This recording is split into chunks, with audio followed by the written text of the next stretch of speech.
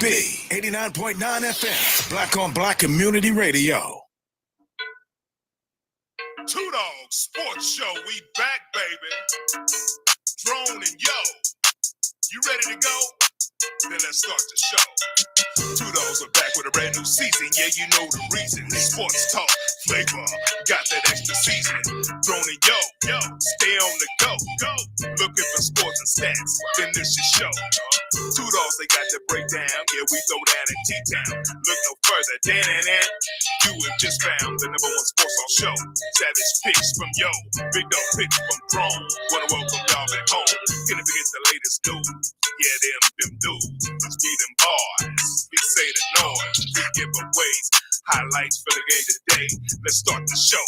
Come on, I lead the way.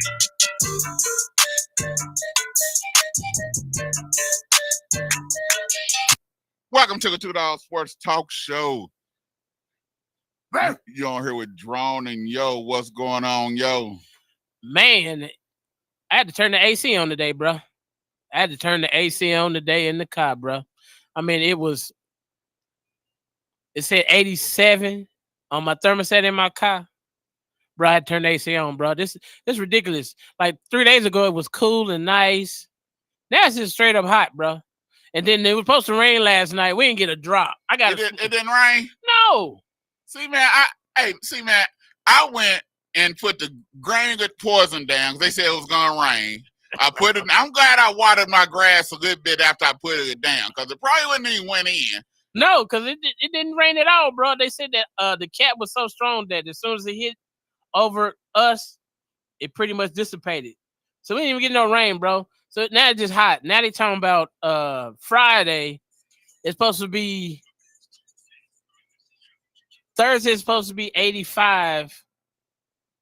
Friday is supposed to be 63. So we're talking about 22-degree temperature difference in a 24-hour period. Man, so what you do this weekend, man? Let's see. Trey, he done caught the bug. He done caught the bug. No. My sister-in-law and brother-in-law came in. They came in this weekend, and we had a balloon release for my brother-in-law's mother that passed away. We had a balloon release. That was Sunday. Saturday, we had a siblings dinner. So it was my sister-in-law and her husband. So you basically just did a whole, you just family all weekend. Yeah, pretty much family, you know, being supportive, being able to hang out with my brother-in-laws and sister-in-laws and everybody's spouses. So that was cool. We went to old fixings, bro. This time I had the old purple Kool-Aid, and I had the fish. And this time the macaroni and cheese was excelente. Excelente. Okay. I'm telling you. Okay. I heard you. I didn't do. I didn't really do nothing this weekend. Do you remember what you did this weekend? Yeah. Okay, let's hand clap. Can we get a round of applause this weekend? Because he know exactly what he did this weekend. The last weekend he was like, man, I don't know what I did this weekend. I went. Me and my wife went and seen. The other day we went and seen Godzilla in Cone, which was cool. Yeah, it was cool. And then later on that Saturday night, me and my wife we would spend some time together, you know, and my son went on Sunday. He went and played basketball because my other son he in charge of the Connect group at his church. Okay. And so they got a basketball Connect group. So I took my other son up to O'Brien, and they had a Connect group up there and played basketball. Has O'Brien's facilities gotten any better? It is what it is. Okay. It is what it is. But other than that, didn't really do too much anything this week, man. Just. Then you got another grandchild having a birthday, right? He did on Saturday. They took him last week. They took him to Incredible Pizza. I took some cards up there to him, and they played all day long. Took him a Spider-Man and a football. Okay. And so it didn't really do too much. And I can't.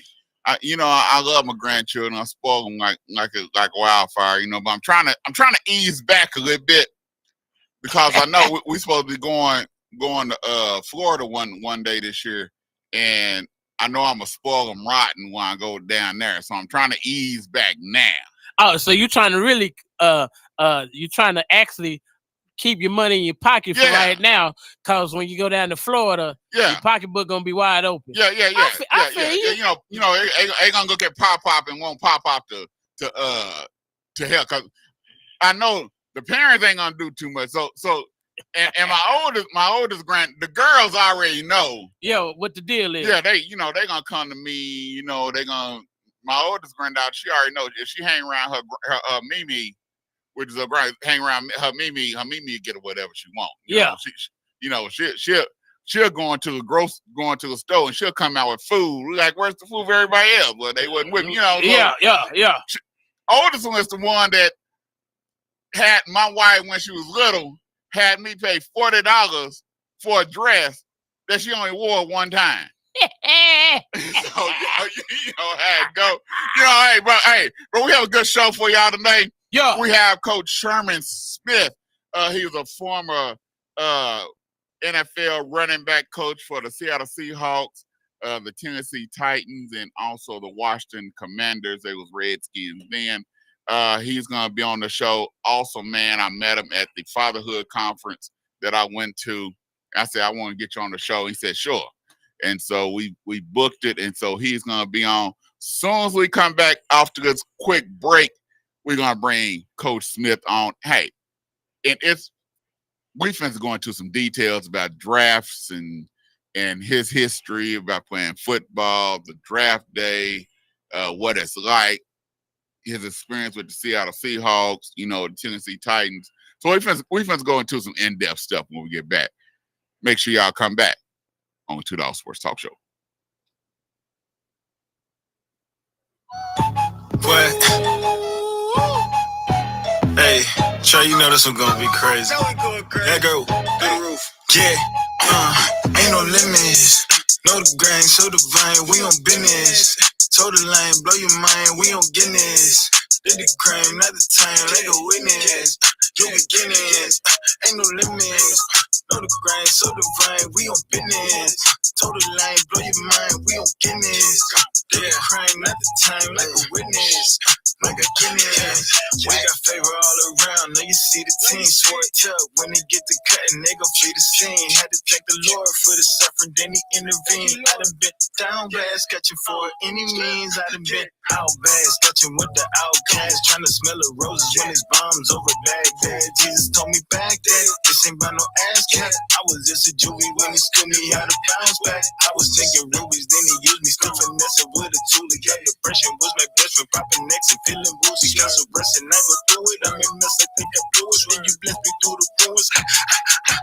We was seeing cells, seeing hell, trying to see a cell. We know Jesus well, pay the bell, this our freedom fell. I know Jesus well, Peter fell, still he made it well. We just eating up, check the smell, this the season well. Ain't no limits, know the grind, so divine, we on business.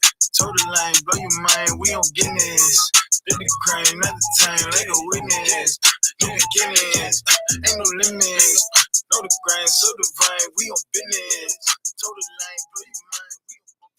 Hey, Tulsa, Oklahoma. Welcome to Black Wall Street Tees and Souvenirs, where you can get the best Black-owned T-shirts, apparel, and souvenirs right here in the heart of Tulsa.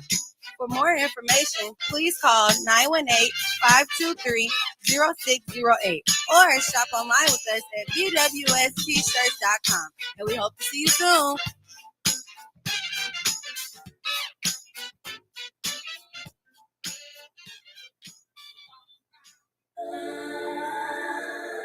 Man, it's time to start being more transparent in the body of Christ.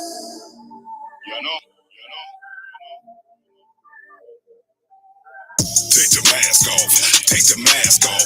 Have we met? Who are you? Take the mask off. Take the mask off. Take the mask off. Have we met? Who are you? Take the mask off. I don't break the funk. I don't perpetrate. Getting too old. Ain't got time to play. I don't break the funk. I don't perpetrate. Getting too old. Ain't got time to play. Preaching righteousness.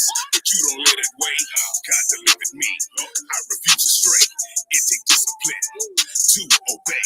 He's the master potter, I'm just the clay. Chose to fight, never stop walking. Battle dark forces, Christopher Walken. Preach a great sermon, but you just talk.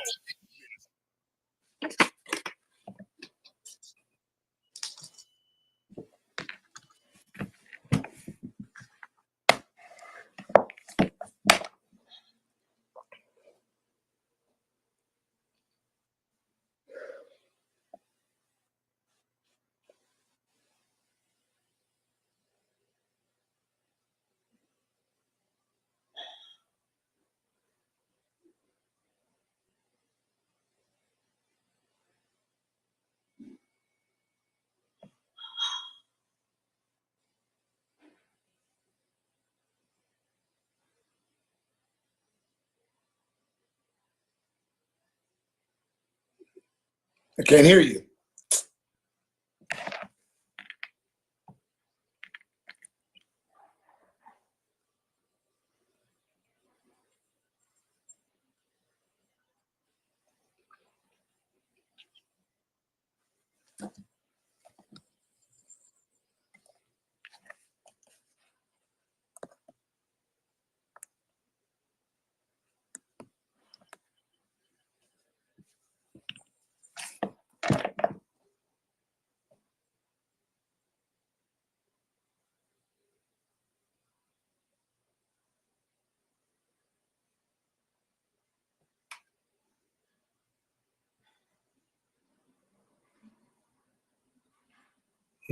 Still can't hear you.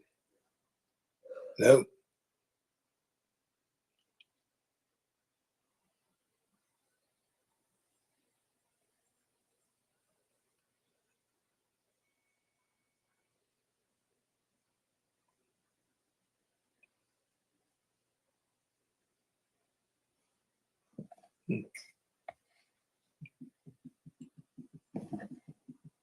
Yes.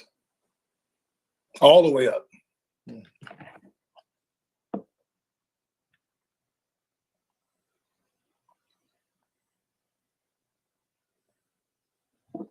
Yes, it's all the way up.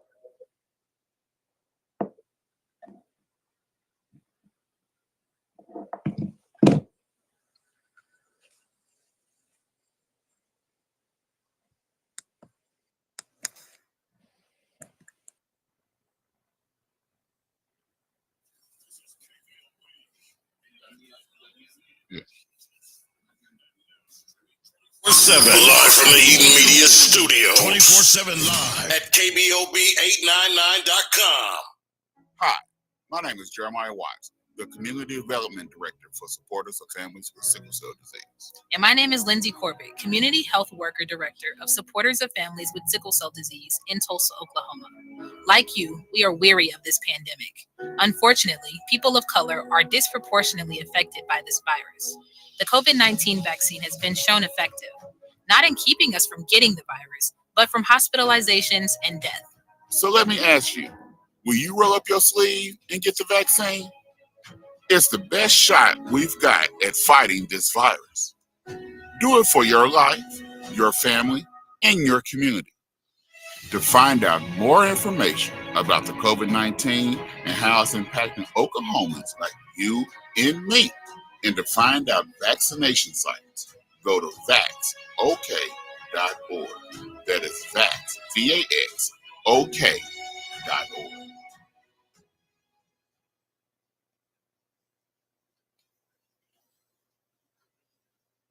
All right, we back. We hope we got this fixed.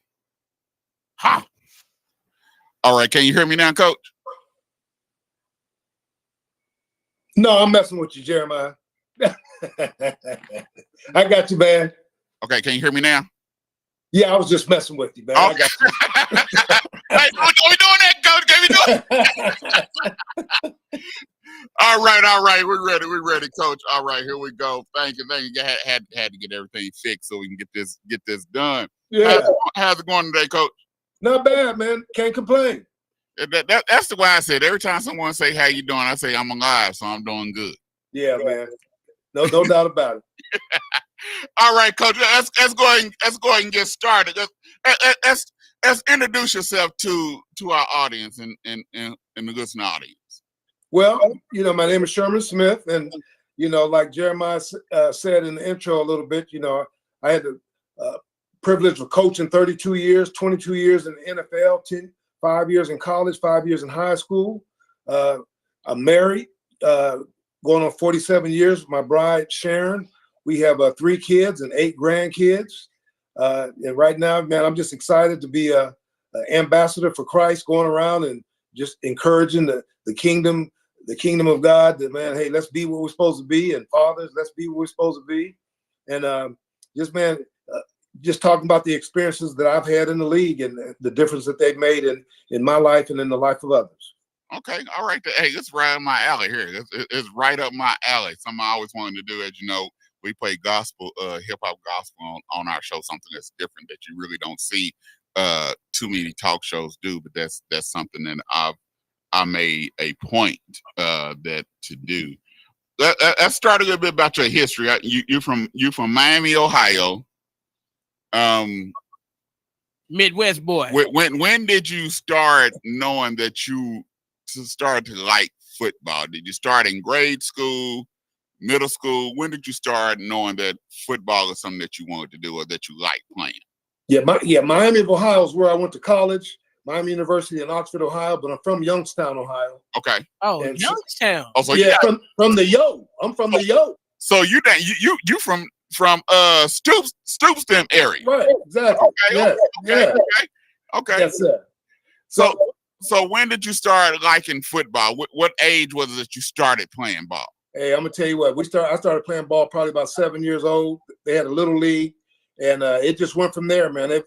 Football was big then, big now, but it was really big back then. And we just had a little league team, and you just kept going to different stages, and I just enjoyed it, man. Enjoyed my teammates at a young age. I just enjoyed playing football and hitting people, and just having that kind of fun.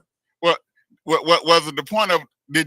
Were you letting out some of your frustrations when you was hitting? You was able to let out some of your frustrations, or was that the part where you say you enjoyed hitting people? Well, you know what? It's funny you think about that now. I don't think I was too frustrated about too many things back then. Just doing what we were doing. But just the contact part of it, I realized that you better hit or be hit. That was the thing, and we were always going to be physical and tough. That was the mentality of Youngstown, and so just the way we played. Okay, so you're from Ohio, and you're from south of Michigan, so that's a team up north, or do you actually say the name Michigan? Oh man, yeah, I'm a Buckeye fan, no doubt about it. So it's a team up north. Yes, that team up north, right? Hey, okay, make sure to see where you from, because yeah. I know if you're from Toledo, you can say both, but if you're from south of Toledo, it's that team up north. You don't say the name. No, hey, I'm gonna tell you what. Everybody in Youngstown at that time, man, everybody was a Buckeye fan, and a Cleveland Brown fan, and so that's just how it rolled at that point. Now you went to high school. When did you realize that you were going to have an opportunity to take this football career and go to college and get an education? When did you realize that you were that type of player to be able to do that? I think it was around my junior year. We had a pretty successful team. Our school had a history, probably about 3 years previous, of having the losingest winning record, and not just in Youngstown, but in the state. We had a pretty bad program. We had a coach that came in, and he turned the program inside out, changed the mentality of the student, of the community, and we just started winning games, man. Guys started playing well. So my junior year, scouts were coming in, scouting senior players on our team. And so therefore I got some exposure then. And right then I knew that if I continued to play well and we continued to have some success, I would have an opportunity to go to college. Now, you went to Miami of Ohio. Mm-hmm. Were they the only team that was looking at you, or was some other colleges that was looking at you your senior year? Yeah, I was really blessed. I had a lot of schools recruiting me. And so just for me, I think Miami of Ohio, I don't know why at that time, I was on a recruiting trip with a guy that played at Warren Harding, and he was the #1 wide receiver in the state at that time. And we're in Colorado on a recruiting trip, and we were roommates, and so we started talking about where you going to school, and the guy said, man, I'm gonna go to Miami, and I'm thinking he's so good, he must be talking about he's going to play in Florida, and he said, no, I'm going to Miami of Ohio, and I said, man, I'm being recruited by Miami of Ohio, and so we talked about it, and said, man, let we're both gonna go, and so we both ended up going, and it was the biggest black recruiting class that they had in a long time, and so that's when I decided on that recruiting trip. And then just when I visited the school, loved the education. And plus, for me, it was going to be a challenge. It was going to be a challenge because, Youngstown, I went to predominantly black high school, predominantly black community, and Miami of Ohio was totally the opposite. And I said, this is going to be an opportunity for me to challenge myself academically, socially, athletically, to go up there and see. And I had the pleasure of being the first black quarterback at that school. And, we did some pretty good stuff from my sophomore year till I graduated. We won 33-1-1, won 3 MAC championships, 3 bowl games, was ranked 10th in the nation. So we did some pretty good stuff. Now you said that you were a quarterback. Yes. What happened?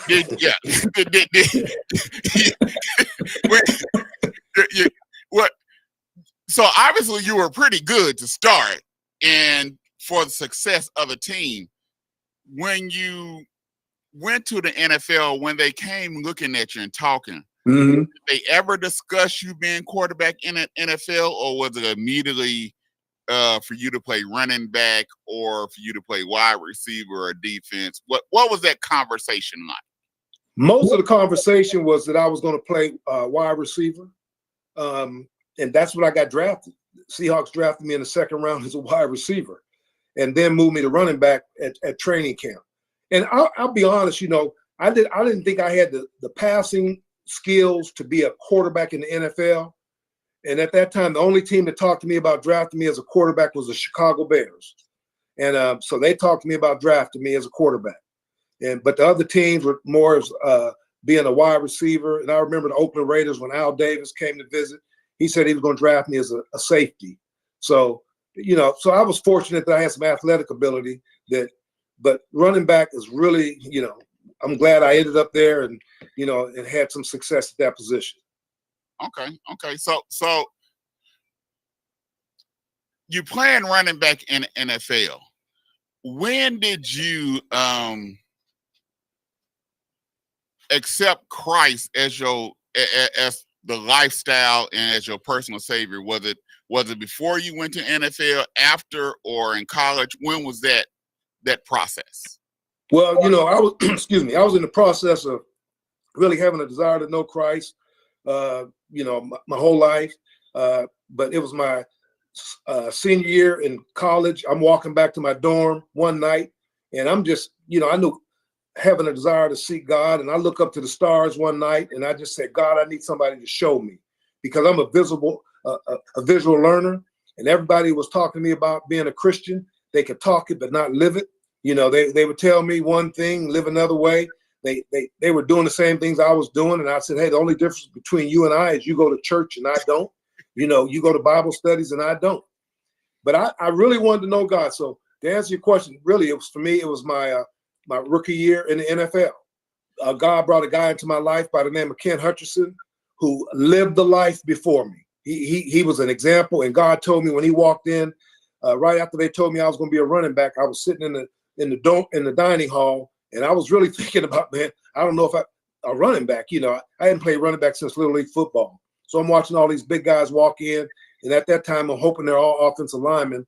This guy walks in, big black guy, and he walks by me, and on the back of his T-shirt it said, Hutch is going to Seattle to do God's battle. And I said, oh man, here it is. I've come some 2,000 miles to run into another one of these so-called Christians. But God put it on my heart at that time to watch him, and that's what I did. And man, so it was January 17th, 1977 that I accepted Jesus Christ as my Savior. And so that was really right in my rookie year. But it was because of a guy, how he lived the life in front of me, and that made a world of difference for me. Now, what was it like that adjustment of living and playing in the NFL, but your lifestyle that you're trying to live probably was a little bit different than what you've seen in the NFL. What was that like? How did you manage? How are you able to manage that? I tell you, for me, Jeremiah, it was interesting. God had me on the right team because the majority of our key players, our star players, when I went to Seattle my rookie year, because that was the first year of the Seahawks in 1976. That was the first year of the team. Most of those guys were Christians. Steve Largent was a Christian. Hutch was a Christian. Our starting quarterback, Jim Zorn, was a Christian. And so a lot of our key players were Christians. So the atmosphere was not that threatening because, man, we were bold in our faith, but we weren't going around preaching to people. We were, man, just playing football, playing hard. And, and so we respected guys that didn't believe and they respected us. So really in our situation, it wasn't that hard. Now, what was it like your rookie year? You playing college ball, but now you in the big leagues in NFL and everybody is running, I think players probably faster now than what they was back then, but the hits was just as hard and heavy. What was it like when you that first practice and you got hit or you couldn't outrun a lineman? What was that like? What was that experience? What did you play in your mind? Well, I knew one thing. I knew being a second round draft pick. I knew I had to. In my mindset, I had to prove to these guys that I was worthy of being that pick. And so, just my mindset going into it, Jeremiah, was, man, I was going to be the aggressor. So when I got hit hard, I got up. But I think they felt something also. So I was just making sure I just wasn't on the receiving end of it. So, when I got hit, I kept getting up. Guys saw I wasn't going to quit. I wasn't backing down or anything like that. So earning the respect of my teammates was one thing that I wanted to do. And I think I did that by just how I dealt with diversity, like I said, but recognizing that everyone is good, that was the mindset. So I was just recognizing that I'm amongst good players and I felt I am a good player and I'm going to play that way. So, Coach, playing late 70s, early 80s, being an expansion team, how was that when you were facing like teams like the Raiders and the Rams and the Cowboys and just those teams, y'all being expansion and being new and having to face those household name teams that, everybody knows, the Pittsburgh Steelers and the Cleveland Browns. How was that facing those teams for the first time? Well, hey, definitely, it was a learning experience, that those guys, like you said, man, they were great teams and we knew playing them. You knew the name players and we just went out there and we did our best to compete, to compete as hard as we could. Our first year, we were fortunate. I think we won 2 games, so maybe one more than that because we beat the Atlanta Falcons and we beat some established teams our first year. And we were pretty good on offense going out. So we just competed every week against those teams that were good. And, we came up short most of the time, but we felt we were competitive. And so, that's what we did. But it was fun going against them when you going on the field and you know these guys that on the other side of the field and you have much respect for them. Now, playing with Steve Largent, who would you compare now that plays receiver in the league to Steve Largent? Cause Steve Largent, he was one of those players that he didn't look like that he should be that dominant. But then when you seen him play, he dominated. Yeah. Who would you compare to him when you were coaching? Now, Jeremiah, I'm gonna be honest with you, man. I'm not real good with all these guys' names because I don't study them that much. But I think the receiver in Los Angeles right now that they're making a big deal out of. Okay. And then our guy that was in New England, I can't think of his name, but Steve Largent, man, he was special. He was a special guy, and I just see a lot of those guys that are particularly slot receivers that can get inside, man, and they have run great routes and just very knowledgeable of the game, zones and man coverage, and so he's just a very intelligent player. So when I look at some of those players that are in the league that are those little guys that, man, they just all of a sudden you're making a big deal out of them. that reminds me of Steve Largent. You know, I said, yeah, that guy's like Steve Largent right there.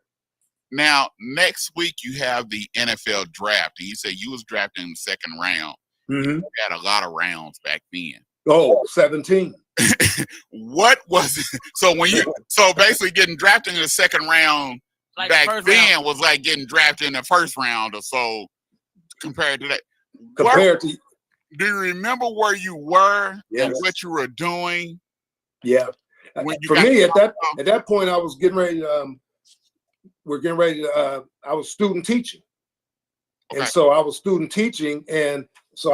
teaching, away from the dorm. And at that point, you know, they didn't have you coming to New York and all this other stuff, man. So I was student teaching, and I remember giving the secretary at the school, you know, a number. I say, hey, if somebody calls, you know, come out and get me because it's probably somebody let me know about draft. So we go all day, and I don't hear anything.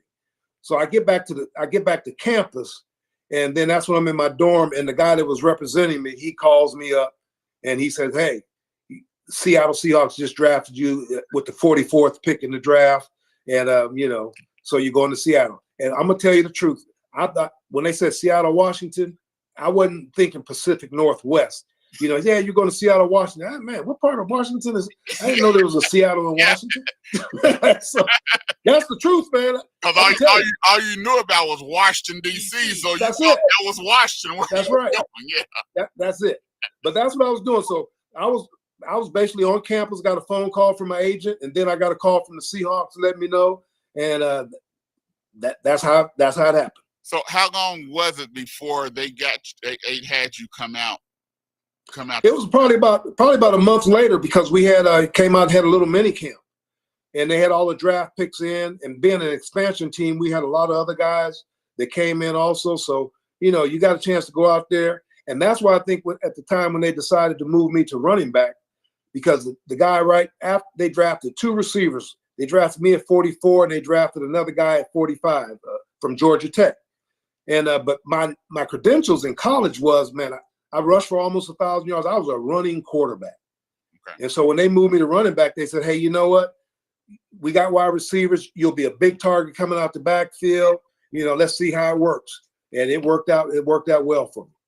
So it wasn't like they do now. As soon as you get drafted, they flying you out. You out there the next day. It took you a month before they finally got you out.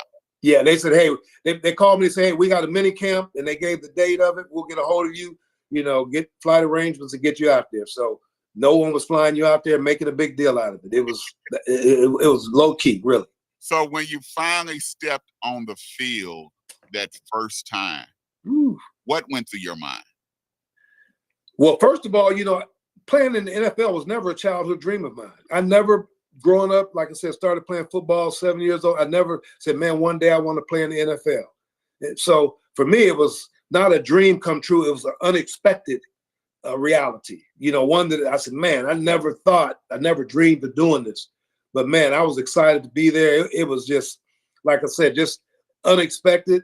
But I just thank God, you know, that he blessed the work. I was blessed to have good teammates and, you know, had good coaches and had a chance to play in the league. But it was the first game, man, it was pretty awesome feeling to know that, running out there and looking at all those fans in the stands and saying, man, this is the NFL.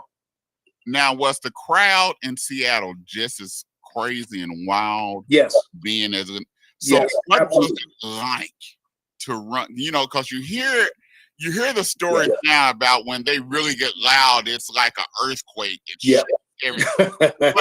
What was it like the first time you ran out on that field amongst that crowd, that 12th man? Oh, Jeremiah, like I said, they got that name, the 12th man, for a reason, man. It was crazy because we were playing in the Kingdom at that time. And so this indoor facility, man, it was loud as all get out. It was so loud, man. And, you know, and so, you know, you knew you were at home, and the fans were just crazy. And that's the time they would do the wave and all that other stuff, man. Our fans would get into it. and the thing of it was, they were pretty good with us. They knew we were an expansion team. So they rolled. They had a lot of patience with us. But, man, they were just loyal fans like they are today. People are living off of that reputation of the earlier fans, and they're not going to be the ones that don't hold up to the standard that is expected from Seahawk fans. Now, when you went to finally play in Ohio as a professional for the first time, did you tear up? Did you cry? Did you well up? Did you have to get a lot of tickets for people? what was that like? yeah, it's interesting because I believe one year we played, the first time I believe I played back in Ohio, well, we played in Cincinnati, so that wasn't close to home. But when we played the Cleveland Browns and played the Pittsburgh Steelers, that was close to my family. And so I had family and friends that came there. And it was just that thing, you know, I think my family was more excited about it than I was, you know, to come to the game and to know that their son, their cousin, their brother was playing on the Seattle Seahawks against the Pittsburgh Steelers, against the Cleveland Browns. And so for me, it was more of a, I didn't get caught up in that because I knew I had to play a game. So, you know, I was just thinking about getting my job done and, you know, wanting to be successful out there. But I was excited to be back home. Okay. Now your career is winding down close to an end. When did coaching cross your mind that this is something that you wanted to do? Well, that's what's interesting. When I went to college, that's why I went there. Miami of Ohio is known as the cradle of coaches. And I tell you, you know, God didn't say it to me in an audible voice.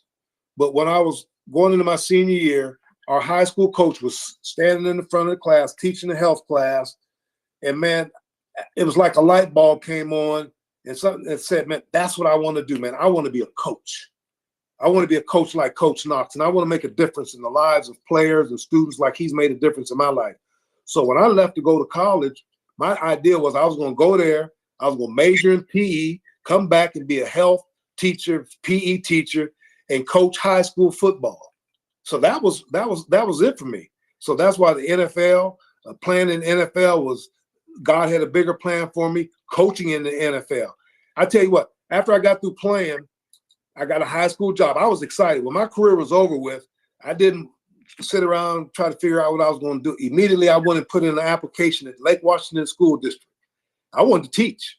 And I got a job teaching at middle school, and I was coaching at the high school level and loved it. Then a teammate of mine got the head job at Miami of Ohio, and he calls me up and he says, hey, man, let's go back to our alma mater and let's get that place straightened out. The first time I turned it down. I said, no, man, I just want to coach on the high school level, you know.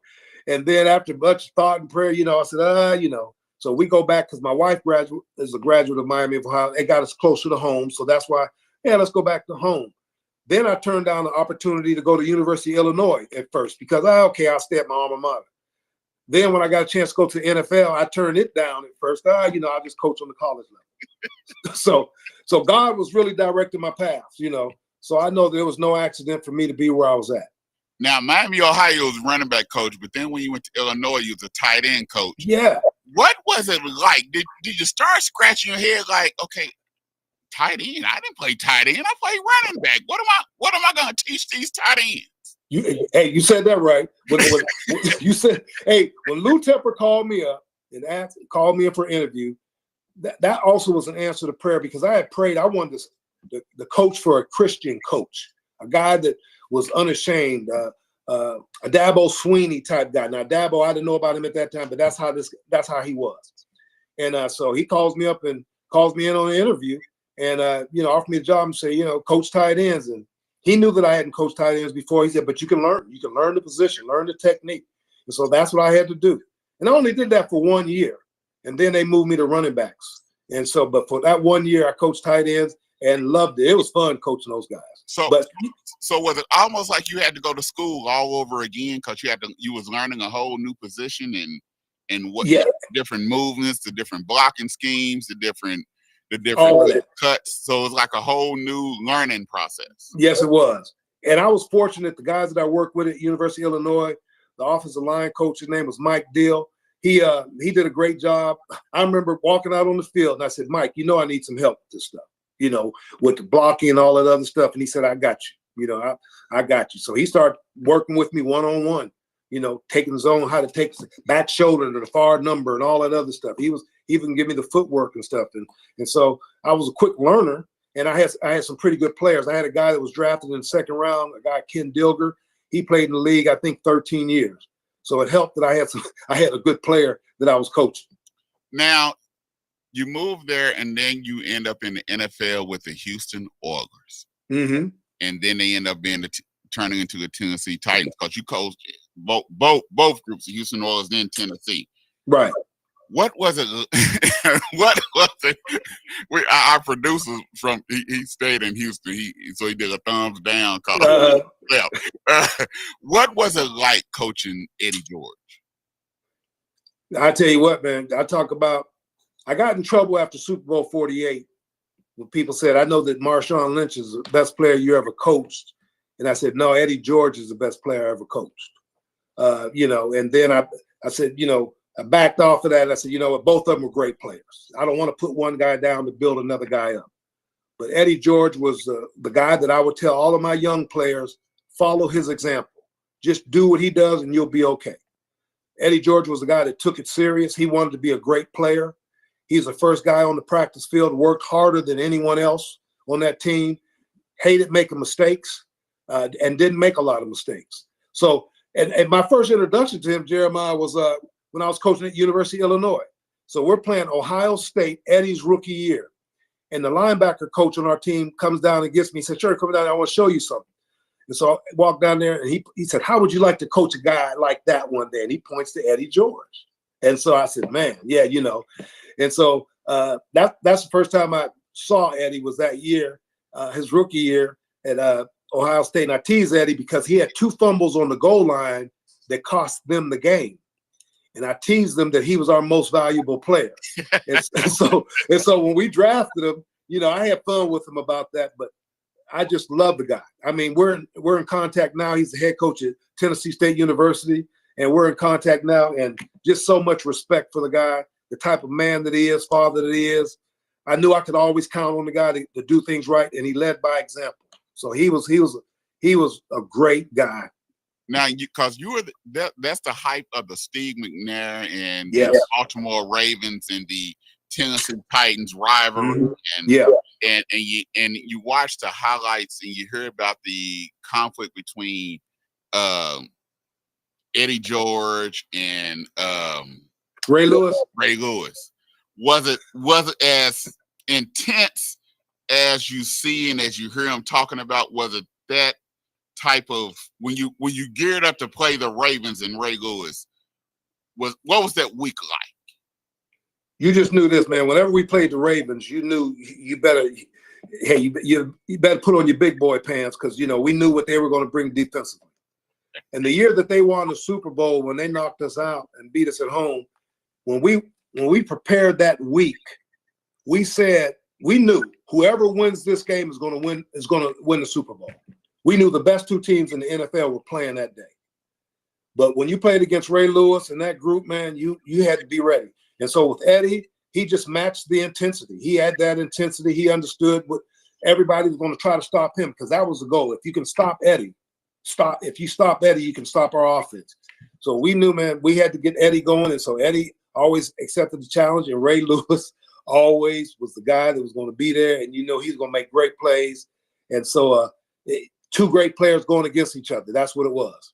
Now, the Steve McNair hype coming out of Alcorn State and everything, was Steve McNair as good as we see, or did we see something? Did you all see things that we didn't see? Steve McNair was the toughest. I talk about Eddie and those guys, but Steve McNair was the toughest football player I've ever been around, ever. This guy right here, man, the only way he doesn't play, he got to be laid up in the hospital. He can't play. Yeah, it's just impossible. But if he can walk, he's going to play. But you want to talk about a guy that we knew we could count on. He's going to make plays for you. Steve was very dependable, going to make plays. We didn't even we laughed about it. We never did short yardage offense because we knew Steve was going to do it. Whenever we had a 3rd and 1, a 3rd and 2, Steve would always point to himself and say, I got it. And he'd run a quarterback sneak or something and get the first down. But, I mean, you want to talk about a talented guy, a great guy, a giver, studied the game real hard, played hard, and, gave us a chance to win every Sunday. We knew that somehow Mac would give us a chance to win. He would make a play to give us a chance. So coaching Eddie George. Now Eddie George was 6'2", 220, 6'3". He's taller than that. He's 6'4". Eddie was 6'4" at least. Okay, so he's a much bigger running back. Yes. So what kind of techniques did you teach him to bring his pad level down, to not run so high, to be able to hit the hole at a level where he was able to maneuver? Because at 6'4", he ran high as it was, but he never seemed to take like punishment like you would think a tall running back was supposed to. So what techniques did you teach him to avoid that, or what did you see in him that helped him to avoid those blows and for that technicality?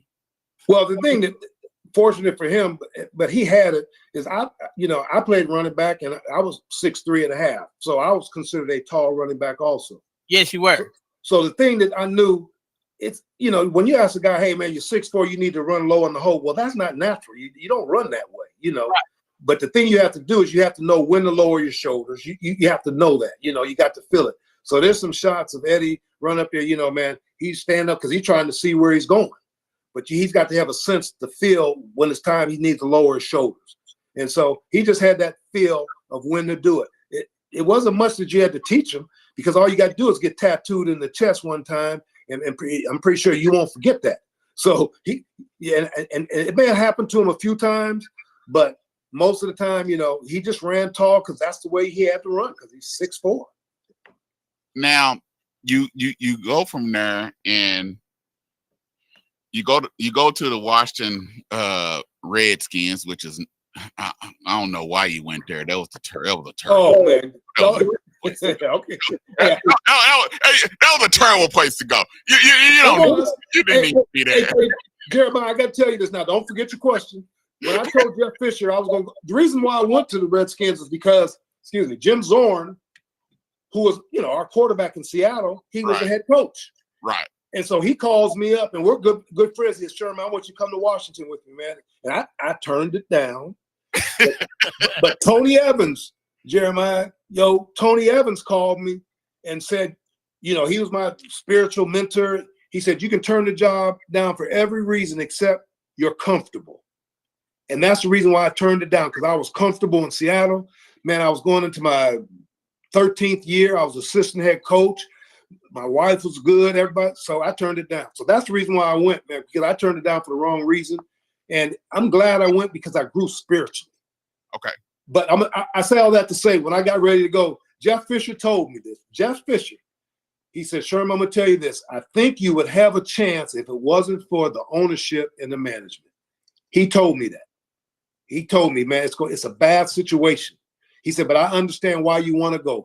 So Jeff told me about it before I left. And I laughed when we first saw each other after the debacle in Washington. He just smiled and said, well, I told you so. And I said, yeah, you did. Yeah, you did. So when you say it helped you spiritually, explain what do you mean by that? That by going to Washington, it helped you spiritually. The environment was so, man, the environment was it wasn't a good environment. It was really toxic. It was divisive. There was nothing about it that made you think you had a chance to win as a team, because we were so divided, and the owner was doing a good job of doing that. And then we had players that they were more concerned about themselves than they were about the team. And at that time, the staff was divided. The defensive staff were all holdovers from Joe Gibbs, because Joe Gibbs had retired. So they were all holdover from Joe Gibbs. The offense, most of us were Jim Zorn's guys. So what the management did was they played the defense against the offense. And whenever we weren't doing well, they always blamed it on the offense, because those were Jim Zorn's guys. But the defense, those were Joe Gibbs' guys. But so the environment was really bad. And so just trying to maneuver in that situation and keep guys together. So since I was a coordinator, I said, guys, we have a tough enough job. We got to play the Giants twice a year, Philadelphia twice a year, the Cowboys twice a year. We got enough problems outside the building. We don't need to have problems inside the building. So, man, we're going to try to make this as good of a work environment as we can. And so that was the difficulty in trying to make that environment as good as we could, because, you know, you had some players and some coaches that were a little resistant to that. Now you at Seattle, and this is when you have the Legion of Boom and with Sherman and everybody, and then you bring in Russell Wilson, who wasn't even supposed to be the starting quarterback. Right. You brought in Daniels, and he beats out Daniels. When Russell Wilson came on the scene, did you all immediately say, okay, he has something different? I'm going to tell you this. We had just signed Matt Flynn. Yes. From the Green Bay Packers. Yep. Yeah, that's what Gave him a $10-15 million signing bonus. So Matt Flynn at that, you know, Matt Flynn was a tall guy, about 6'2", 6'3". We had Tavares Jackson, who was a tall guy. And then we had this other tall quarterback. So we go out the first day of minicamp, and there's Russell Wilson looking like a little runt amongst these guys. And I remember saying to myself, this cat doesn't have a chance, man. This little, you know, what are you going to do with these big guys? But I don't say it was day one, but before we came out of that mini camp, it was pretty clear that Russell Wilson was special. His leadership, the way he approached his work, you know, you could just tell, man, there was something about him that this guy was, he was on another level when it came to his mindset and how he went about getting ready to play. His favorite slogan was, the separation is in the preparation. He would always go around saying that. Hey, separation's in the preparation. And he would go out there and just work his butt off. But, you know, the guy was special. You know, I know that we don't go to the Super Bowls without Russell. You know, he played his part in us being a successful team. But like I said, and then what happened, we're in mini camp, training camp, and Pete Carroll comes in after the first exhibition game, and he says, guys, I'm going to just go ahead and tell you right now, Russell's going to be our starter. And no one said, no way, you know. Everybody could see what the potential that Russell had. So Matt Flynn, he's walking around, he got his lips poked out, and I remember kind of joking with him and said, "Well, man, you don't have to give back the signing bonus. You know, that's a good thing, you know." So hey, you got $15 million, you know. But you know, he's a competitor. Right. He wanted to compete, but Russell was better than him, and that's just the way it worked out. So speaking of Russell, do Russell get a? I think, me personally, I think he gets a bad rap. I agree. You was in there and you was in the trenches with him. Is what we hear out here the Russell Wilson that you all see? Well, now, let me ask, what do you guys hear out there? We hear that he wasn't a good teammate. He was a bad teammate. He thought he was above everybody else. He's a prima donna. Yeah, prima donna, things of that nature. But I just think that he gets a bad rap for a lot of things that people say. I'm not saying there's no truth to any of it, but I just think he gets a bad rap. I don't think it's truth to all of it that they say. But you was in the trenches. What type of person is Russell Wilson? What type of person is the Pittsburgh Steelers getting? I tell you what, all the things that you said you heard, those are things that I never would have said about him. You know, bad teammate, prima donna, all that other stuff. If anything, it's totally the opposite. This guy was a great teammate. The way he was a great teammate and the way he prepared. I think a lot of guys didn't like his optimism. Russell, no matter how bad things were, Russell was always going to look at the good side of things. You know, Russell, and a lot of guys thought he was phony, but he really meant what he was saying. He really believed what he was saying. And so, you know, so Russell, he just worked hard, and guys just, for some reason, a lot of guys just didn't like him because, you know, Russell was a Christian. So Russell wasn't doing going out doing a lot of stuff that these other guys were doing. And the one thing that I thought Pete Carroll did a great job of was we accepted guys the way they were. You know, we weren't asking guys to change. We talked about we don't have to be the same, but we have to be one. We don't have to have uniformity, but we have to have unity. So when it comes to the team, you have to take your differences and you have to put it to the side for the best of the team. And so no one was asked to change. Richard Sherman, Marshawn, none of those guys. And so Russell was a guy that was just being himself, but not selfish. You know, he wasn't a selfish guy, worked hard, like I said. You know, so I knew for some reason, guys didn't like him. And I kept, one thing I knew they thought he got treated different.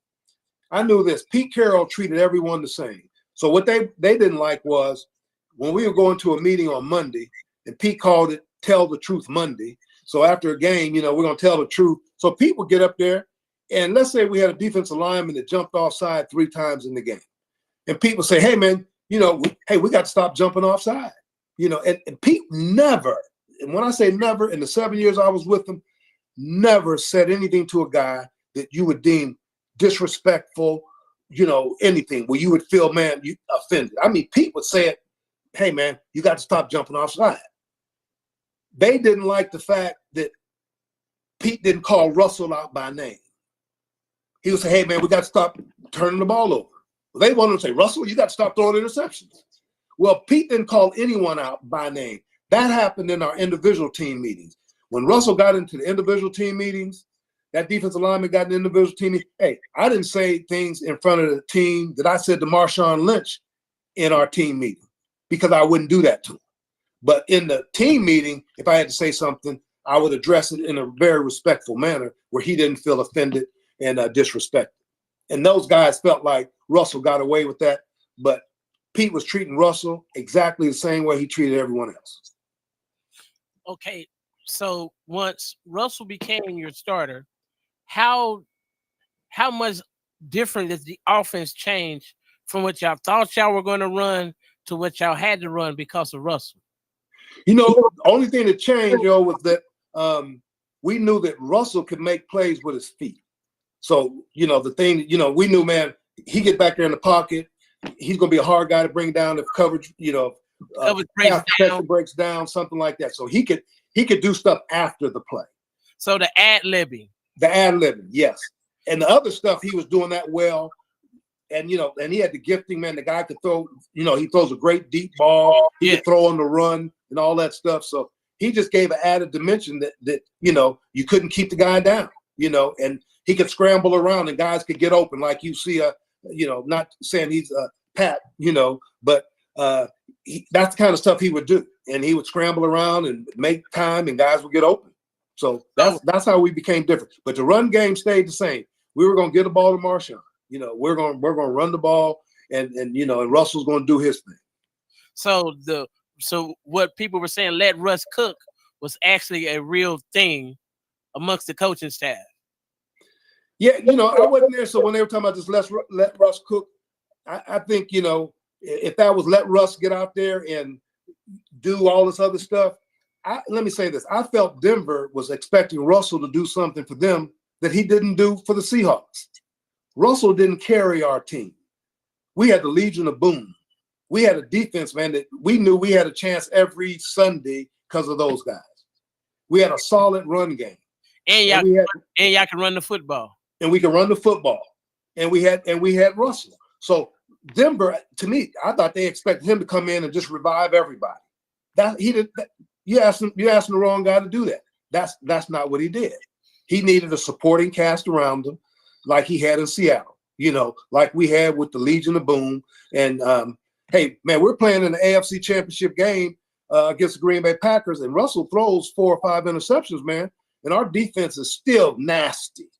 And we end up winning the game because of our defense. They gave us a chance at the end, after Russell throws 4 or 5 interceptions.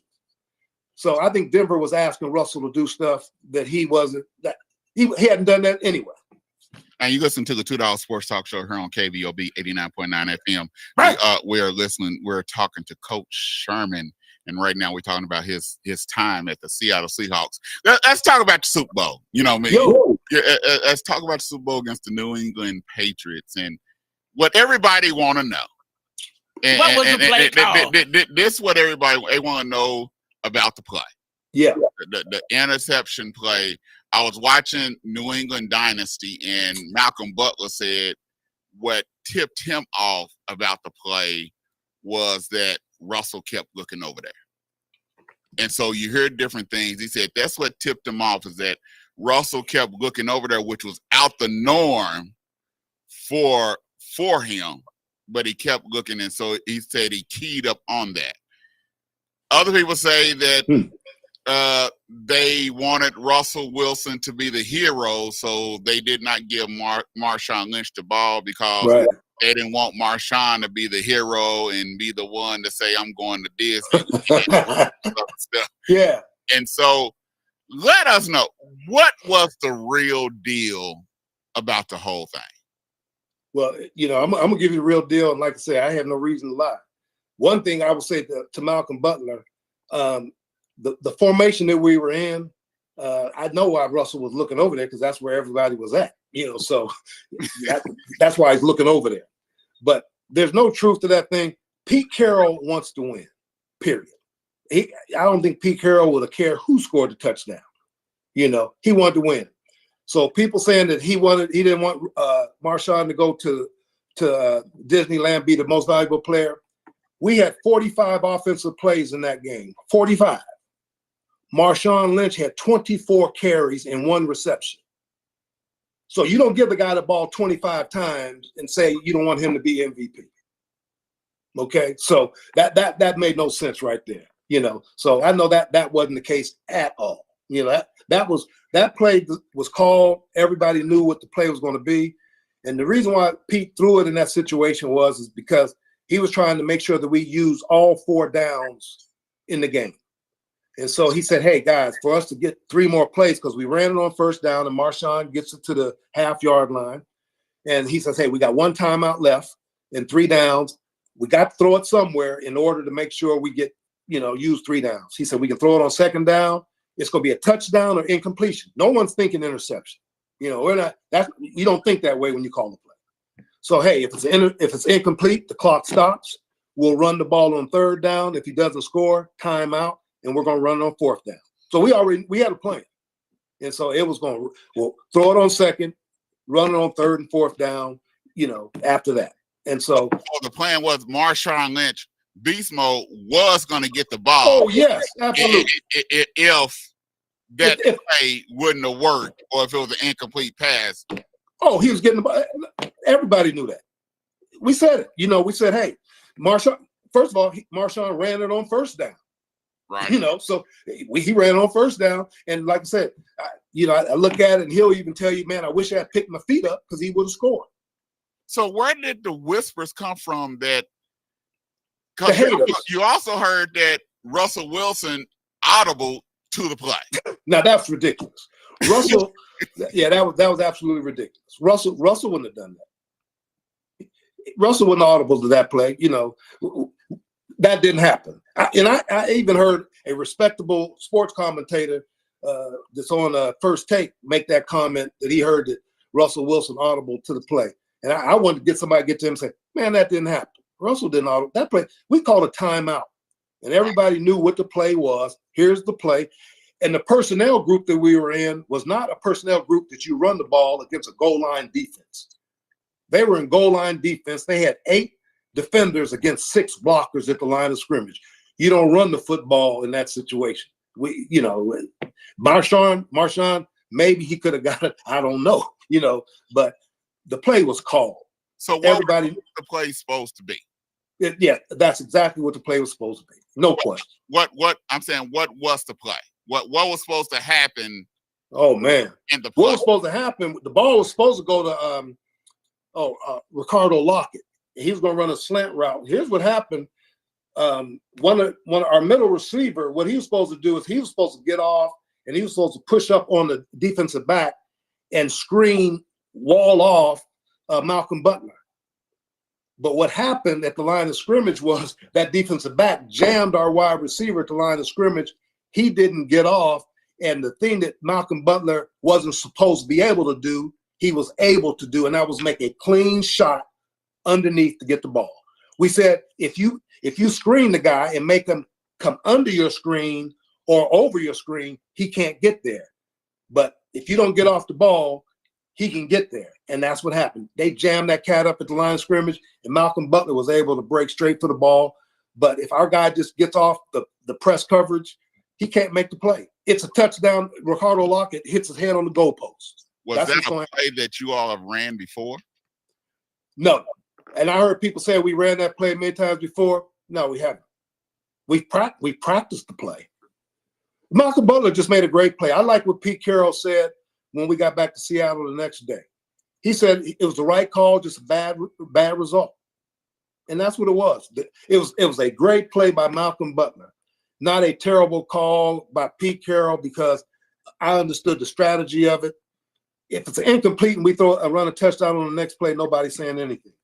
But I do believe this, Jeremiah and Yo, that if we don't use all 4 downs, if the clock runs out and we don't use all 4 downs, he's going to be criticized for poor clock management. You should have threw the ball, right, so you get 1 more down. Right. And that's all he was counting on. And the last thing I'll say on this, if you remember right before halftime, we had 9 seconds left right before halftime. We're on the 20-yard line. And it was, hey, man, let's kick the field goal. And Pete Carroll said, guys, we have practiced this situation for a game to take a shot at the end zone. He said, we've practiced this thing. He said, let's do it. And Russell throws a touchdown pass with 9 seconds on, with 9 seconds on the clock when the ball was snapped, because of that's how we had practiced that. And Pete believed in our preparation. That goal line play at the end of the game is the same situation. We've practiced this play. Let's run this play. And it didn't work out. Now, what was it like coaching Marshawn Lynch, beast mode? He was the rave, one of the top running backs at that time, and he was the talk of the town, with him not talking to the media and the press and everything else. What was it like coaching him? Because I also think he get a bad rap. So what was it like coaching him? Yeah, he does get a bad rap because people don't just know how great of a guy he is. Marshawn wants you to think of him. He wants to give you his own perception. He wants he'll let you know by how he acts, how you want to think about him. But he is a great guy. Great guy. I will say this as a running back, the most talented running back I've ever coached. Marshawn could play numerous positions. He could have been a linebacker, a safety.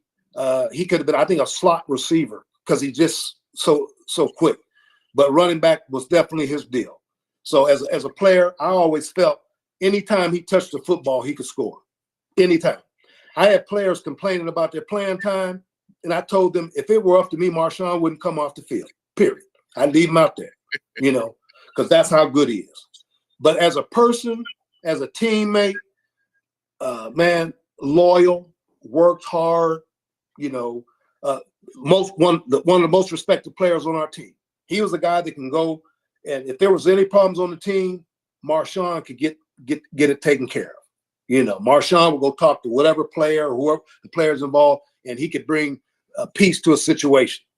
And so Marshawn, man, he was the ultimate teammate to me. And I love coaching the guy because he hated making mistakes. Hated.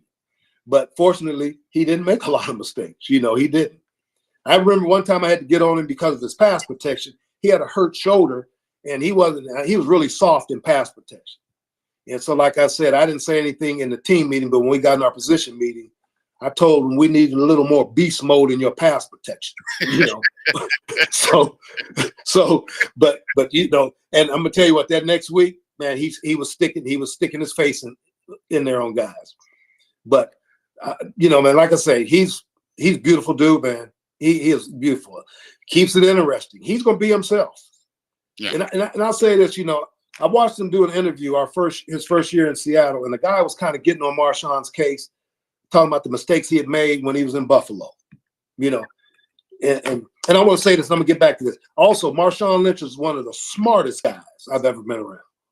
I mean, I'm telling you, very intelligent, where people would say, no way. This cat is sharp. Money-wise, Marshawn has not spent a dime of his salaries that he's made in the NFL. He's living off of endorsements and all that other stuff. And he doesn't live crazy. So if you ever hear somebody say that Marshawn Lynch is broke, it's a lie, or somebody robbed the guy. He didn't blow his money. Okay? So he didn't blow his money. So just know that about Marshawn, man.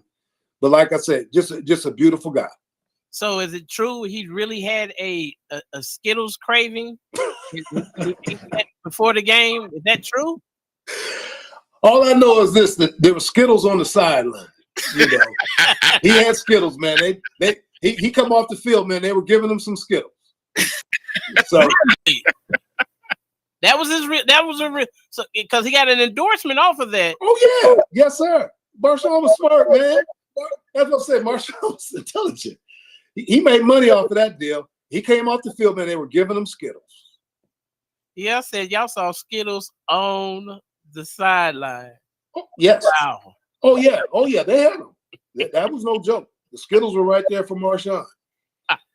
Now we got to get ready to get off here. But you were in the movie Show Me the Father. Mm-hmm. What made you want to do that, and what was the reason behind that? Well, you know, when I found out that, you know, Dylan was my son, a statement that I would make to all the players when I started coaching was, you may not be looking for a father, but I'm going to treat you like you're my son. And here it was, I find out after I retired that I had truly, in fact, coached my son. And I'm glad I didn't have to apologize to him for how I coached him. I truly treated him like he was my son. Now, expound on that a little bit, you know, before we go over it. Expound on that, because you said you coached your son but didn't know he was your son. Right. I know people done heard the story, but expound on that for our listeners on what was all that about. Well, you know, basically, you know, just go back from the history of it. You know, Dylan was born my freshman year in college, and I didn't know anything about it. You know, his mom didn't tell me. She had the baby, put him up for adoption, and didn't say anything to anybody except a couple family members all those years. So I never knew that she had got pregnant, nor that she had had a son. So all of this goes down, you know, and then when I get the call from Dylan telling me that, you know, I found my mom and she said, "You're my father," I was shocked because I didn't know Carol was pregnant and Dylan was my son. So that's how that really got started. Now, when you coached him, where was it in college, high school? What happened was, you know what, Jeremiah, you see God's hand in this. Remember, I told you that I was coaching ball. I was coaching high school ball in Seattle when my friend from Miami of Ohio calls me up and says, "Come back." Man, that's a God thing, because I ended up going back there and I recruited Dylan to come to Miami. Wow. And I coached him for a year. So I met my son his senior year in high school, and we didn't know it, but we connected. He had a picture of National Signing Day of he and I taking this picture together, and guys will walk in the room and see that picture and didn't know, and they would say, "Hey, that's your dad." And Dylan said, "No, that's Coach Smith." They said, "No, man, that's your dad." And they would joke with him because they would call him Little Sherm. You know, they would see so many similarities. And so, you know, it started there, and you know, so found out he was my son, and you know, our relationship grew. So anyway, Show Me the Father. I had nothing to do with that. Stephen Kendricks, the Kendrick brothers, they wanted to do a documentary. They heard about the story. ESPN had done something on E60 a year or so before. They weren't hitting on the spiritual aspect of it. The Kendrick brothers wanted to hit on the spiritual aspect of it. And so they just used our story as a main part of that story. So I had nothing to do with it. You know, they asked me would I be willing to, they didn't know what it was going to be, but I just said, sure, I'll do it. And I think what I got out of that for doing that movie was when they came to film us 2 times, they paid for our lunch. They brought lunch for us. So that was it. So, you know, it wasn't like we got paid or anything like that. And so, and it turned out to be a great documentary. But it's amazing when you was talking about it. Only thing I can see is how God, and I can go on. That's why I said we got to go for it. But how he set it up where you started to develop a relationship with him. Yes. I didn't even know before you even knew it. So right. When you find out, it's not one of those angry hatred relationships, because it was already developed ahead of time. Yes. And imagine if you were nasty to him, mistreated and everything else. It'd have been different. Now you meet him and he like, no, I rather don't even want to deal with that. Yeah. You know, right. That is so interesting how all that was set up. And then for you to have you all have mannerisms just alike. Yeah, no question. Knew each other. Yes. That's just. Well, I tell you, Jeremiah, you know, like you said, I treated him right, and I treated all my guys the same way. And so we had that mutual respect. When Dylan called me that morning to tell me, you know, that Carol said I was his father, I remember what he said to me. He said, I want you to know something. I'm not mad at you. I don't want anything from you. You know, he said, you know, we're going to find out. He said, if you are my father, that's great. We'll build on our relationship. If you aren't my father, that's great. We already have a relationship. And so, you know, so he was open to, man, we're going to have a relationship. So he said, I want to have a relationship. And I said, yeah, man. So that's how I went. So Dylan didn't come in with any anger and, you know, because he knew the story, man, I didn't know. And the way I treated him with the respect that I treated him, our relationship was pretty solid. And I mean, you know, we kept up with each other even after college, you know, to the point of he came out to Seattle and did an internship after we won Super Bowl 48. And that's when Marshawn Lynch and all of them were just going crazy over our mannerisms and all that other stuff. And those guys, all of them saying the same thing. You guys have got to be father and son. Wow. Well, that's just, I'm gonna just say, hearing that story, that is definitely a blessing that you actually were directed to go there and actually coach your son, even though you're not even knowing him. You just on the Lord's way and will, and that you actually are introduced to your son and actually develop a relationship before actually knowing that your next of kin. It goes back to the scripture where it say the steps of a righteous man are ordered by God. Right. And everything that he made was ordered by God. Yeah, that he didn't actually take a decision and be like, he actually thought about all his decisions he made before he made and turned down some positions. Not understanding that it was leading them to the right. Yeah, exactly. That's exactly. Yeah, it is no doubt. It's Tony Evans said, you know, this is a story for God's glory, just the way it was the way God brought it together. There's no question. It's a God thing. And, you know, and I just see his hand in all the aspects of how it went down with Carol, with my wife. You know, hey, I'm married, man, at that time. And a lot of marriages, even though my wife and I was a senior in high school when Carol, Dylan's mom, got her pregnant, and Sharon was a junior in high school back in Cleveland. So, but a friend of mine told me marriages have broken up even under those circumstances. But my wife, heck, you want to talk about loving on Dylan, man? She treat that brother better than she treat me. You know, I'm gonna tell you. So she's just been great with him. And then my two kids, Siobhan and Sherman, they love him. So the family, everybody just welcomed him and his family in, man. And like, hey, you've always been a part of the family.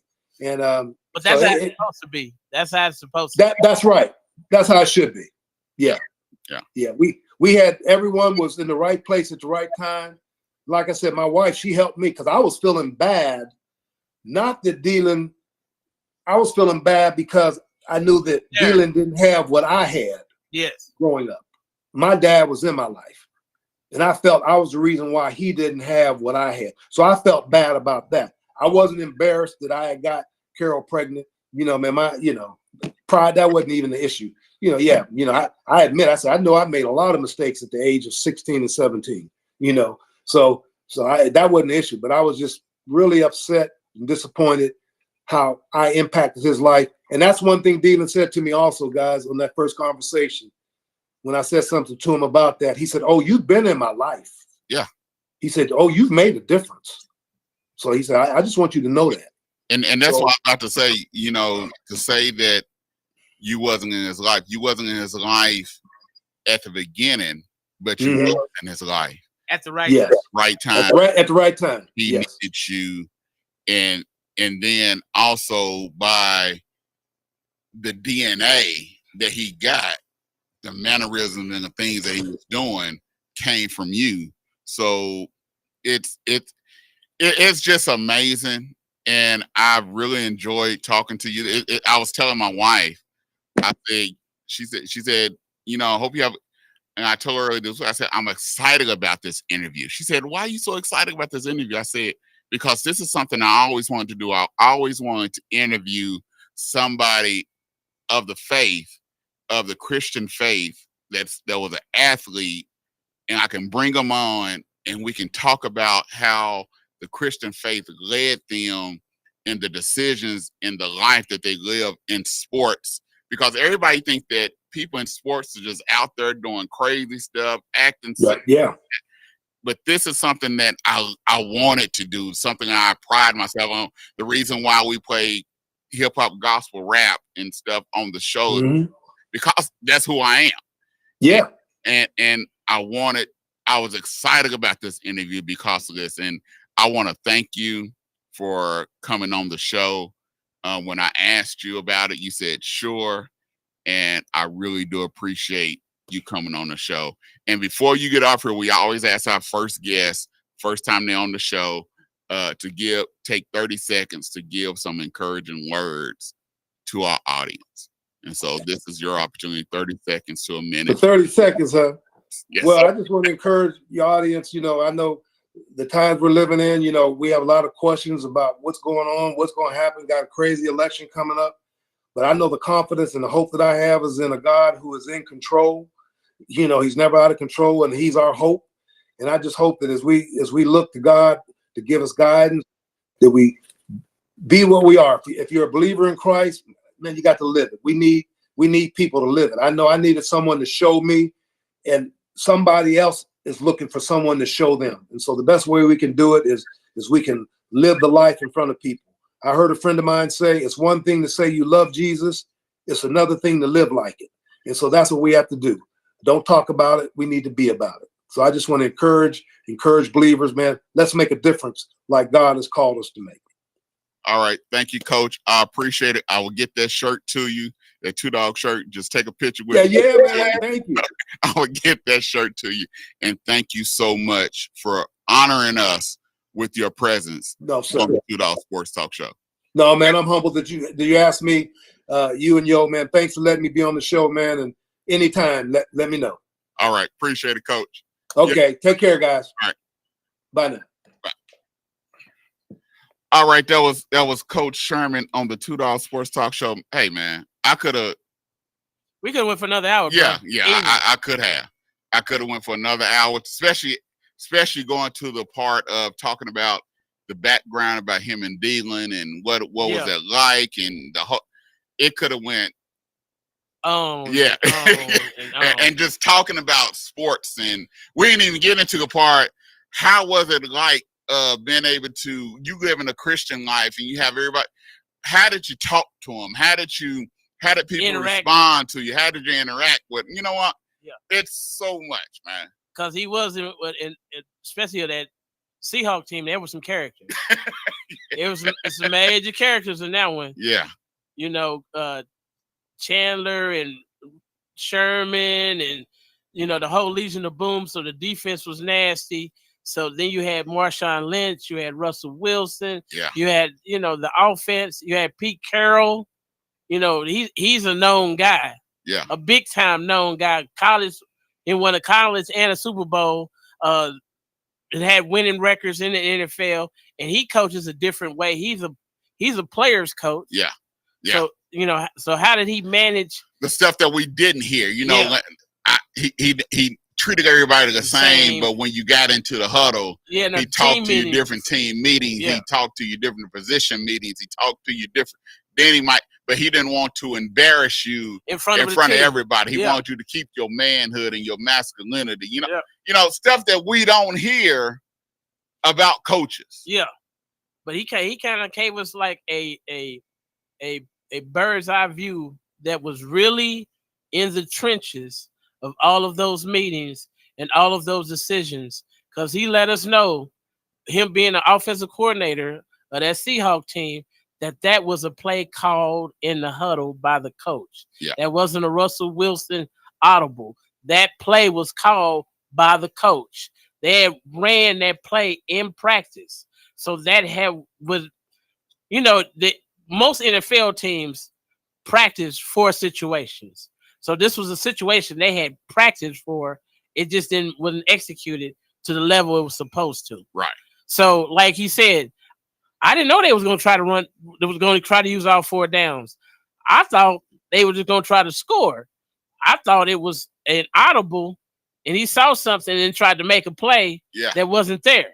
Yeah. But no, we found out that the head coach actually made that call. Because you heard people talking about there was whispers and on the sideline talking about Pete didn't want this and they didn't want this. But no, Marshawn was going to get the ball next play. Yeah, next 2 plays. Next 2 plays. So that already been discussed. So that showed me that it was a strategy already in play. It was just a play that wasn't counted on. They just knew they was going to get the ball all 4 downs. Yep. And was going to try to use the ball and had a ball and take time off the clock so you don't get the ball back to Tom Brady with too much time on the clock so him can make some magic. Yeah, that's it. That's exactly what you got to remember. That was Tom Brady on the other sideline. Yeah, that was Tom terrific. Yeah, so you don't want to give him any more time than necessary. Yeah, necessary. Because you give him too much time, he gonna make a play. Yep. And you heard he talking about. He said, if a team need me during the middle of the season, it's the right environment. Yeah, they can give me a phone call. I just might come back. Yeah. So he still got that itch in him. Yeah. If somebody calling with the right situation, with the right staff, who can implement his offense or have some kind of offense that uses the same verbiage where he can come in and learn the offense real quick, he might accept that phone call, bro. Yeah, I would. I'm like, man, he actually said that at his own mouth. 49-44, LA Lakers second quarter. Y'all know the playoffs start tonight. I know we went a little bit long, but that's I like that we can do that at KBOB where we can go over if we need to. If we need, because we're the last ones on Monday night, on Tuesday night. So we got that. Yeah. So, but hey, it was an awesome interview. You got the Golden State Warriors and Sacramento Kings tonight. I got the Sac Kings, bro. I got the Sac Kings. Let's see the new blood. Let's see the new breed. Let's get the new. I got Golden State, dog. I know you're gonna say it because you want to see them old heads off in there. But to me, that Golden State don't play the defense. See, I ain't hater. I'm just saying they don't play good enough defense to beat anybody in the top. It don't matter. It's one and done, dog. One and done. Right, but I got the Lakers over the Pelicans. I want the Pelicans to beat because I want the Pelicans to have to face my Thunder, so we have an easy round round. They won't play the Thunder. They'll play the Denver. Whoever win tonight between the Lakers and the Pelicans play Denver. Okay, well we don't care who win then. Yeah, we don't care. We don't care who win. Now, if the Pelicans lose, then they got to play on Thursday night. Whoever win that game, the winner out of Sacramento and Golden State, and whoever win that game is the AC. Play the Thunder is AC. Okay, so Lakers can win. Yeah, Lakers can win. They can play Denver. Yeah, I want to see that action. Yeah, we can have that action all day. All right, tomorrow night you have the Miami Heat and the Philadelphia 76ers. We know who you're going with. And then you have see Traven out in the head. You have the Hawks and Chicago Bulls. Who you got? I got I got 76. You know I got 76. That wasn't even you know I got the 76. That wasn't even a question. What did you even have to answer that? No, thank you. I want Chicago, bro. Atlanta. I don't see them. Give me DeMar DeRozan. Give me that crew, battle tested, guys who need to really shine and to bring back that Chicago franchise so we can actually see them in the playoffs and actually do something. Okay. Give me Chicago, bro. Yeah. I can't take Atlanta. But the loser out of the Heat and the 76ers will play the winner out of Chicago and Atlanta. Yeah. And the winner out of that gotta go to Boston. Yeah, so it don't matter anyway. They're gonna lose. Whoever face that green machine gonna lose anyway. So. I don't know, man. But Boston, they have them. They shoot too many threes for me, man. They get three happy, dog, and that. Well, it just don't make sense to me. They get 3 happy, but hey, but they got the best record in the NBA. In the East. In the NBA. They got in the East. Come on. If Boston was in the West, no, they would they have the best record? No. Thank you. But it's more. It's way more. The West is way more top heavy, bro. The West is way more top heavy. The West is just heavy, period. True, but you got the Thunder, you got Minnesota, and the Thunder not getting the respect that they deserve. True, you got Minnesota, Denver, the Clippers, you got the Lakers, the Warriors. Who else is off of that mix? The Kings, the Pelicans, the Timberwolves. Wolves. Yeah, it's deep, bro. Oh, in Phoenix, in Dallas. Yeah. So I mean, it's deep. In the East, you got what? You got Boston. Milwaukee's not on the same page. They talk about if they don't make it far, somebody might be gone. You got the Giannis 76ers. is not playing the first 2 games, probably. Yeah. New York might actually do something this year. But other than that, who else? You got the 76ers. You got Cleveland. Yeah, but Cleveland should be better than what their record is. So the East not as strong as the West. Right, but the West got bigger names. There's more talent on them teams. All them towns, every one of those teams has more than one Hall of Famer. Well, we gonna see what happens though. We gonna see what happens. I'm just saying. Gonna see what happens. You got Luka and Kyrie. You got Jokic and Murray. Hey man. You got LeBron and AD. Hey man. I mean, you got the Lakers just went up by 10. Yeah, that might be over with. After man, you just talked. A minute. Yeah, the Lakers went up by 10 with 2 minutes left in the second quarter. Decide on the color scheme, bro. Decide on the color scheme. They ain't gonna have green and lime green and black, and then have red, white, and blue. Choose get a side, bro. I'm just all right, hey, we're gonna go off here. Last night was the WNBA draft. I know we didn't talk about the WNBA draft a whole lot because we had a special guest. Yeah. But the NBA draft was last night. Caitlin Clark is at the Indiana Fever with Aaliyah Boston and Nalissa Smith. So that's gonna be very interesting. But you got Cardosa and you got Angel Reese at Chicago Sky. Yeah. The Aces is still the Aces. So it's gonna be really interesting. The tickets have went up. I'm sort of getting excited. It's the first time I'm getting excited for the WNBA. Yeah, getting excited for the WNBA. Matter of fact, they start and they start next month. I think May 15th, I believe it is. The season start. Oh. I'm excited about the WNBA to see what's really going on. I hope they can keep this momentum. But to me, it's all about media. It's all about how media pushes this because you still don't really see highlights of women basketball on ESPN, on mainstream TV. You don't really see it like you. Only thing we got to go all the way to Dallas to watch the WNBA game. Yeah. Our team folded and moved to Dallas. Yeah, so we had to go all the way to Dallas to see.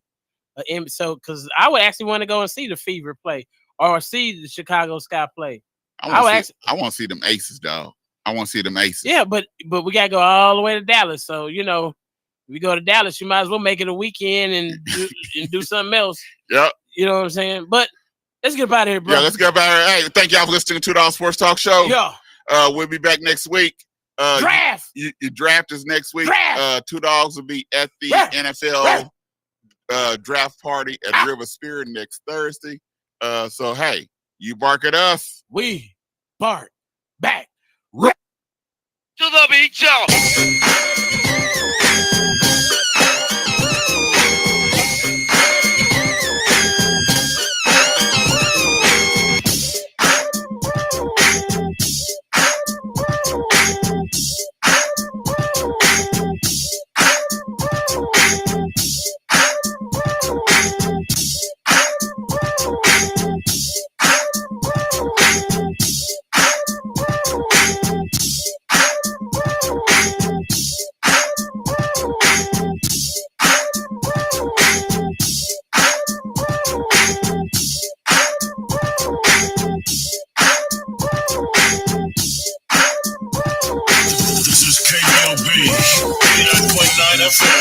Tulsa.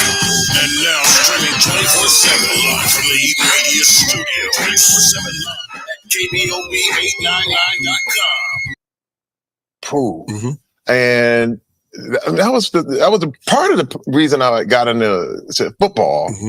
But then also, once I got in entertainment, I knew there was no way back. Like, you got to understand, when I moved out I retired from the NFL and moved to LA with my wife, we didn't know anybody.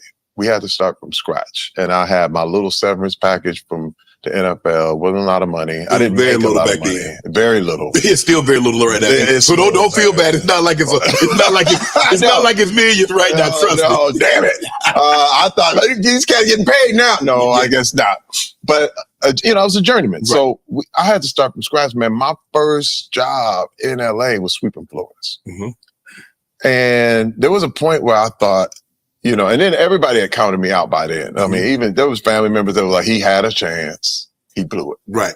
That was the consensus. And it was like, well, yeah, I told you this NFL thing. Did you have people to say, you know what, man, bro, you in the NFL and you gave that up to come do this? Yep. First of all, they were looking at like, why you keep getting cut? That was the other thing. Yeah. And it was like, obviously it's not working out. And it was just, it's one thing where you got a lot of people, family, friends, or so-called friends, waiting for you to fail. Right. And that's a big drive. Yeah. For me, it was like, I love when you count me out. It was like one of them things where I got to show everyone. My wife, my wife has always been by my side. And there was one time even when she came to me and she was like, Terry, look, she said, we hurting. She said, we ain't got no money. We starving. We got these 2 kids at the time. She was pregnant with my third. And we have 5 total. Yeah. And so she was like, what are we going to do if we're struggling like this? It's not working. Then when are we going to go back? Are we going to go back? I said, we are never leaving. I don't care if it happens when we're 99 years old. We are never leaving LA. I promise you this. I said, if we just continue to do this, because this is where I had kind of learned the mistakes I had made in football. Okay. And I didn't have another chance on football. You know what I'm saying? It was kind of like, man, if I had just studied a little bit more, if I had worked a little bit harder, if I'd have really, really done what I should have been doing. Because that's the thing. You tell yourself you've been doing what you should be doing. But deep down, then you eat the cake. Yeah. And you hang out. Right. And you do that. And you stay up too late. And you don't go to bed. And you totally mess your stuff up. You show up late for the job interview and then be like, they didn't want me. They hated me. It's like, no, you showed up late, bro. And I totally had to be honest with myself, man. Start marking off things that I wasn't doing. And I said, okay, what I'm going to have to do, and this is the way I framed everything, even when I was here in LA. I said, imagine, what if I'm sweeping this floor, man? Now, you understand, I'm almost in tears while I'm sweeping this floor because I'm going, dude, my life may never, ever get back to where I saw. Because once you're in the NFL, you at least see it. You see the money. You see the stuff. You're like, man, I'm there. I can touch it. And then the nice cars and the jewelry. You see the cars pulling out the lot. You see the jewelry. You see the people living the life and the press. And then all of a sudden, but it's gone. And it's gone. Right. And I said, man, look, okay. I said, imagine if someone was going to give me $1 million to sweep this floor. How would you sweep it? And these are the little bitty mindsets and I remember I was like, okay.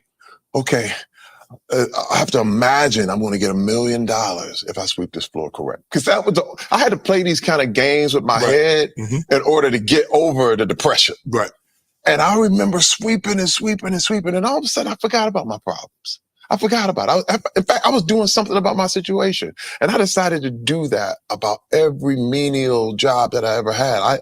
I was filing papers in the that fell over in the Veterans Administration, all the papers that fell over in the Northridge earthquake. I'm filing papers. I'm doing this. Then I started doing security for movie sets. But it wasn't like, bodyguard. It was literally, I'm standing outside on the parking lot, watching with a flashlight, watching it. But what I said is, what if someone gave me $1 million to watch this parking lot? I could make sure I have my batteries and my flashlight. I iron my clothes. It was a mindset that I said, I'm going to reverse that bad attitude I had in the league that didn't get me where I wanted. I said, now every job I have to treat like that. And what's so crazy is that I started to do everything like that. Right. Like every little, it created a habit in me that kept me going. And so it didn't really matter what people said. I felt like I was getting this imaginary reward. Right. If I just did a great job. Right. I literally, if I just pleased God, that's all I had to do.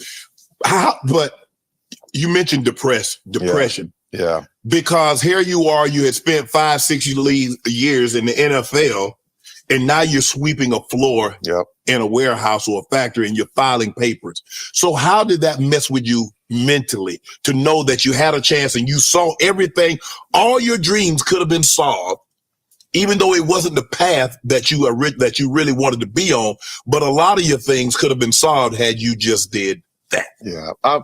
Well, it was one of them things where my wife literally, because the depression is real. Mm-hmm. When you quit football, it's almost like the military. You're trying to figure out what am I now? How am I going to continue this? Now, and I have to say this too, and so many ball players never figured it out, Shannon. Mm-hmm. I mean, I'm 55. I can count almost 30 people that are dead from the NFL that I played with. Right. There ain't even 30 people in my class in high school that passed away. Right. But in the NFL, gone. Mm-hmm. I mean, people that I played, Junior Seau, just the other day, Frank Wycheck. Mm-hmm. It blows my mind, man. I mean, people that I play with, I'm sitting there like, wait, Steve Hendrickson's gone. Kevin Green is gone. I was Kevin Green's backup. Mm-hmm. He's gone. And it says there's something to this. And it's usually after they retire and they go through this mindset of what am I right now? And you may never find it. Right. And I thank God that I have my wife to help me come back to life, because she was like, Terry, she said, you are bigger than this. You are more than this. You have to understand that this is you are past this. Now, again, there were times when I didn't believe her. Right. But it was one of those things where I got so depressed, I got out of shape. And I remember my wife came up behind me, and this was a life-changing moment, man. She came up behind me and pinched my back fat. Now, I was always proud of how I looked. You know what I mean? Right. And I said, what you doing? It's okay. It's cute. And I said, hey, ain't nothing back there. She said, oh, it's back here. I said, what in the what? And I remember saying, okay, if I could change my life if I just go back to the gym. Like, and this is the thing, man, I hadn't worked out in a year. I was depressed. I was tired. I walked in the gym and I told them, I said, I want to work out here. And I ain't never paid to work out nowhere. Right. And they're like, yo, that's $25 a month. I said, $25 a month? I said, but no, I'm going to work out here. And they said, yeah, it's $25 a month. I remember going, okay, I put my money down and I went in the gym and I was so depressed. I went in, sat on a machine, read a magazine and went home.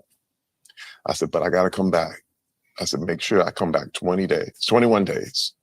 And I made a promise to myself, just keep coming back. And dude, that turned into 30-something odd years, man. Wow. I'm right here. Like, I never stopped that whole time. But that was what I have to say is these things are what I call incremental. Mm-hmm. It's not one big giant thing. For me, it was always one little message, one little thing. And when I moved out here, I started trying to get my thing on animation, because I was like, I'm an artist, so I could show you my portfolio. And I had my portfolio in at Disney, at DreamWorks, at Hanna-Barbera, all this stuff. But then at the same time, hand-drawn animation went out the window because Toy Story came out. Right. So all of a sudden, they was giving me my portfolio back like, that don't work. And then I got a chance to act. And the rest is history. I did not know that was my destiny. I had no idea. I actually was watching Q's car on the set of Next Friday. And I was watching all these guys walking around this movie set as a security guard. Right. And Q would walk by every day and I'd watch his car. I was like, yes, Mr. Cube, how are you, Mr. Cube? He'd be like, yeah, what's up, man? Walk by like, we just watch the car.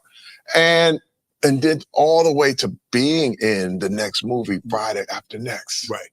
which gave me my shot, which really blew me up, which, you know, just being close, being it. A lot of times for me, it was just just showing up. Right. And being open to it, because here it is. I didn't even know this was my destiny. Right. You know what I mean? I never told anybody that I wanted to act. Right. I was trying to be a filmmaker and do all this stuff, but it's unbelievable, man. And when I see that, you know, I got a star on the Walk of Fame, and this stuff is still. I'm the most grateful man in this town, man, 100%. When you tell your kids, and one day you're gonna be able to tell your grandkids, I don't know how old they are, or even like, bro, I was in the league. I played against Barry, played with Jackie Slater, played with Kevin Green. I played with some of the all-time great players. When you look back, are you in awe? Because I remember when I first got into the league and I saw all the players that I had watched on television, from Jerry Rice to Joe Montana to Lawrence Taylor and all these guys. I'm like, wow. You know, one day, even if I don't have a long career, I can say, well, man, I was on the field with this guy, I was on the field with that guy. Yeah. Do you ever look back and think about the journey that you went on through the NFL? All the time, every day. First of all, this is the thing. People always measure success by, oh man, this was the first round pick. He's the big height. He's the guy. And then, you know what? They measure success from people who are good to great. Right. But to me, the true measure of success has always been how long your journey was. Right. Meaning it was horrible to great. Right. You know what I mean? Listen, when I look at what Flint, Michigan is right now, and I look at where I came from, and I look at the friends, the people I came with, and how they ended up, and how so many people fell to the side. I just go, man, and I'm still here. Not only am I still here, I'm thriving. I have to look at the whole journey. I got to look at how far I came, as opposed to, oh man, you know, yeah, I'm good. I'm here now, and I want this and that. But I realized, man, I am one in a million. Right. And this is where the gratitude comes from. When you, during the season, and because it's tough, you mentioned the teams that you played for, the Rams, you played for the Packers, you played for the Washington, to get cut during the season, and you got to tell your wife, baby, you know, I got released today, and you know, what was she saying to you? T, baby, we might need to get this up. Can I tell you a story? This is crazy. Sure. Here I am, 1995. I'm on the Washington Redskins. There was a time when, you know, they had the depth chart sitting up there and the whole thing, and it was right after camp. And they said, congratulations, you made the team. And, you know, it's Monday of the week where you're about to get ready for the first game. And I'm going, oh my God, this is it. I tell my wife, we celebrate. We went through the cut down days and the whole weekend. It's Monday. We go to practice. I practice all day. My wife, while I'm in practice, she checking my kids in the school because we had to wait until I found out if I made the team. Right. Right. And this was not 95, it was 96. And here I am, North Turner's the coach. And I'm like, I'm so happy we made it. I go to practice. I go home. I'm tired. I come home and they say, hey man, come back up to Redskin Park and bring your playbook. Wait, I had signed my kids in the school. I said, wait, but I went through the whole cut down. Right. Bruh. I said, wait a minute, y'all joking. Somebody playing with me. Like Monday, I'm preparing for the week. Right. Brought my playbook up there. They said, we're gonna let you go, man. On that Tuesday, which is the NFL day off, they brought another linebacker from another team. And I was sitting out there the whole time. And I was gone. That level of pain, and my wife is looking, and she's like, but I thought we made it, babe. Dude, I get choked up thinking about it right now, man. My kids are like, so I can't go to this school? I'm like, we're going to work something out. Dude, I sat the whole year. Didn't get picked up. Tried to find ways to make it work. Nothing. Dude, you talking about a level of like, and then I was stuck in the city where I got cut from, because you can't just hop up and leave. I'm there with my family. I like I'm moving with my parents. Right. And so I'm watching the friends are like, hey man, yeah, I'm calling, hey guys, what y'all doing? And they're like, we got a game. Wow. Okay. Yeah, I can't hang with them no more. So I'm lonely, man. And it's just me and my wife sitting in the town. waiting for what's next. Bruh, that's something that is never really talked about. That so many players, because the sacrifice is you've been there for a whole year. Remember, you don't get your money till the game. Right. So I spent 6 months on $200 a week to work out. And just knowing, just giving, you risk everything so you can make it and so you can at least get that game check. Right. And I didn't get that. Was Washington your last stop? It was.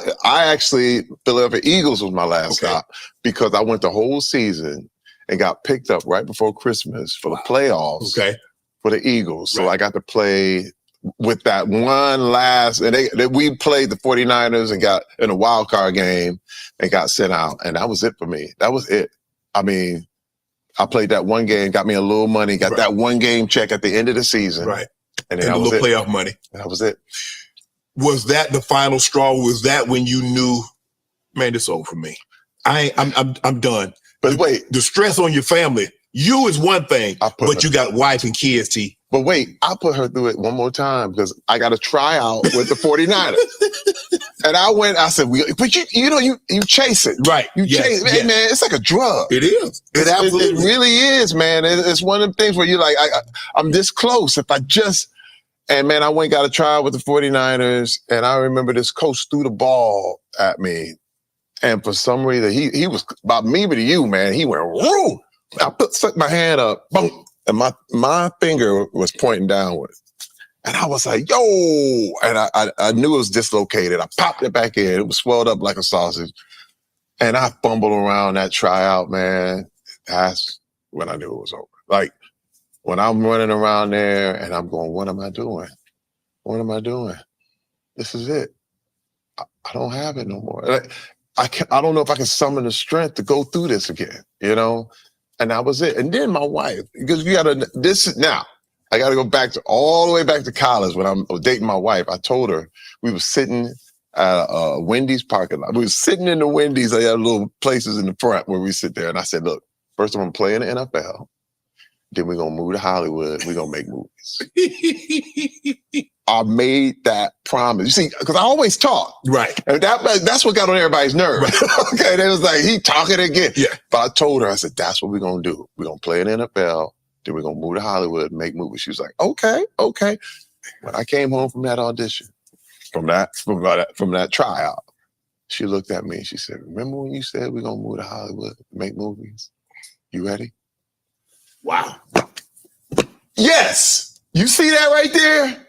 When I talk about somebody who's down with you, she said, remember when you said that? Let's go, man. And I said, you serious? You serious? She said, let's go. Right. We was in a little town home that we had rented from another player, no furniture in it, just trying to see what's next. We loaded everything in our truck. I had an old Nissan Pathfinder at the time. We loaded everything, put our 2 girls in the back, and drove straight out to California. Didn't know anybody. Whew. Wow. That's man, I'm telling you, that's power. What was it that she knew you so well? She had been with you for so long. She saw you come home, not to make it, baby. I don't think I made it, and to know it's over. Yep.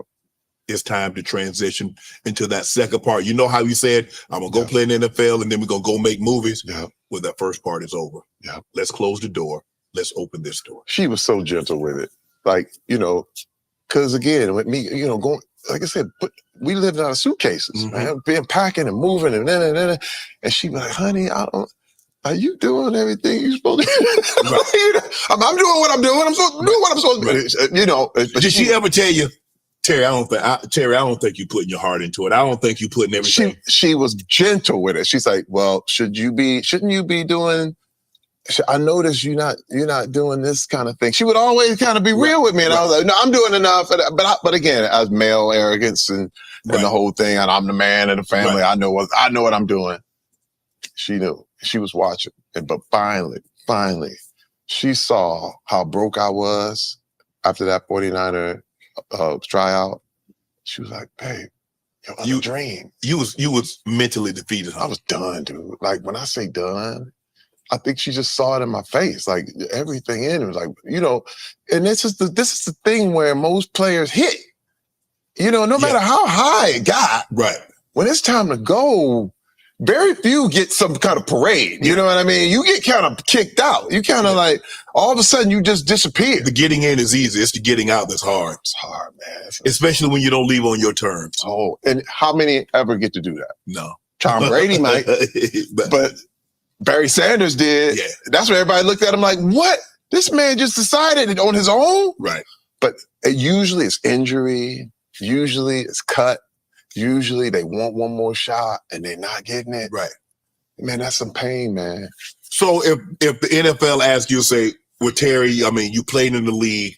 What's some of the advice? And we got guys and we need you to talk to some of these rookies that's coming in about transitioning from the game once it's over. Yeah. What advice would you give some of the younger players, knowing that there's going to come a time? And I know you think because you're 21 and 22, you're going to play 50 years, but you're not. What is some of the advice you would give them about transitioning into a post-career? The biggest thing is humility. Humility. It's really, really hard. And this is one thing. Sweeping floors humbled me. Mm-hmm. Like there's a breaking that you have to go through. Because there was a long time I wouldn't do that. Right. And I was like, hey man, I'm too proud for this. And what would everybody think if they see me sweeping the floor? Right. And my wife was like, they don't know you. Nobody knows you. You wasn't that popular, you know. but in my head, right, I'm this. Right. Everybody knows me as this. And man, let me tell you something, Shannon. Now I've been doing Hollywood for 20 and something odd years, and what blew me away is perspective. And this is what I want to tell any young person coming up. Perspective. First of all, I've been to Korea. Korea don't care nothing about the NFL. They don't know anything about it. Right. I was looking for scores, couldn't find them. I went to South Africa, looking for the NFL scores. They're like, what are you talking about? It's rugby over here, bro. I said, okay. I've been to Hong Kong. I don't care about no NFL. Then I'll go to Europe. And I'm going, okay, well, how about it? What do y'all think about it here? They're like, it's okay. Mm-hmm. That's interesting. Then I realized, wait a minute. In my head, it's this gigantic beast. And it is in America. Right. But I said, the rest of the world, when I went to South America, they don't care. I went to Brazil. They don't care about the NFL. And I said, dude, you got to understand, it's a big, big world. And there's so much out there that's for you. And you have to find it. You have to find it. And this is what I would tell every young man, is that there's something bigger than the league for you. Right. You have to find it though. But that's a hard belief. It's like when everything, and you spent your whole life 24/7 being this thing, and you have to flip it, and all of a sudden it means nothing anymore.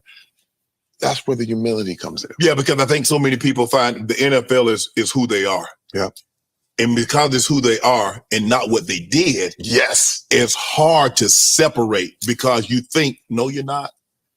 This is why, again, man, this is why I'm so proud of you. I'm proud of Mike Strahan. I'm proud of players that have come out and have literally realized, wait a minute, I'm bigger than this. Wait, man, you bigger than the game. That's what I have to tell this to every NFL player. You are bigger than the game. The game needs you, not the other way around.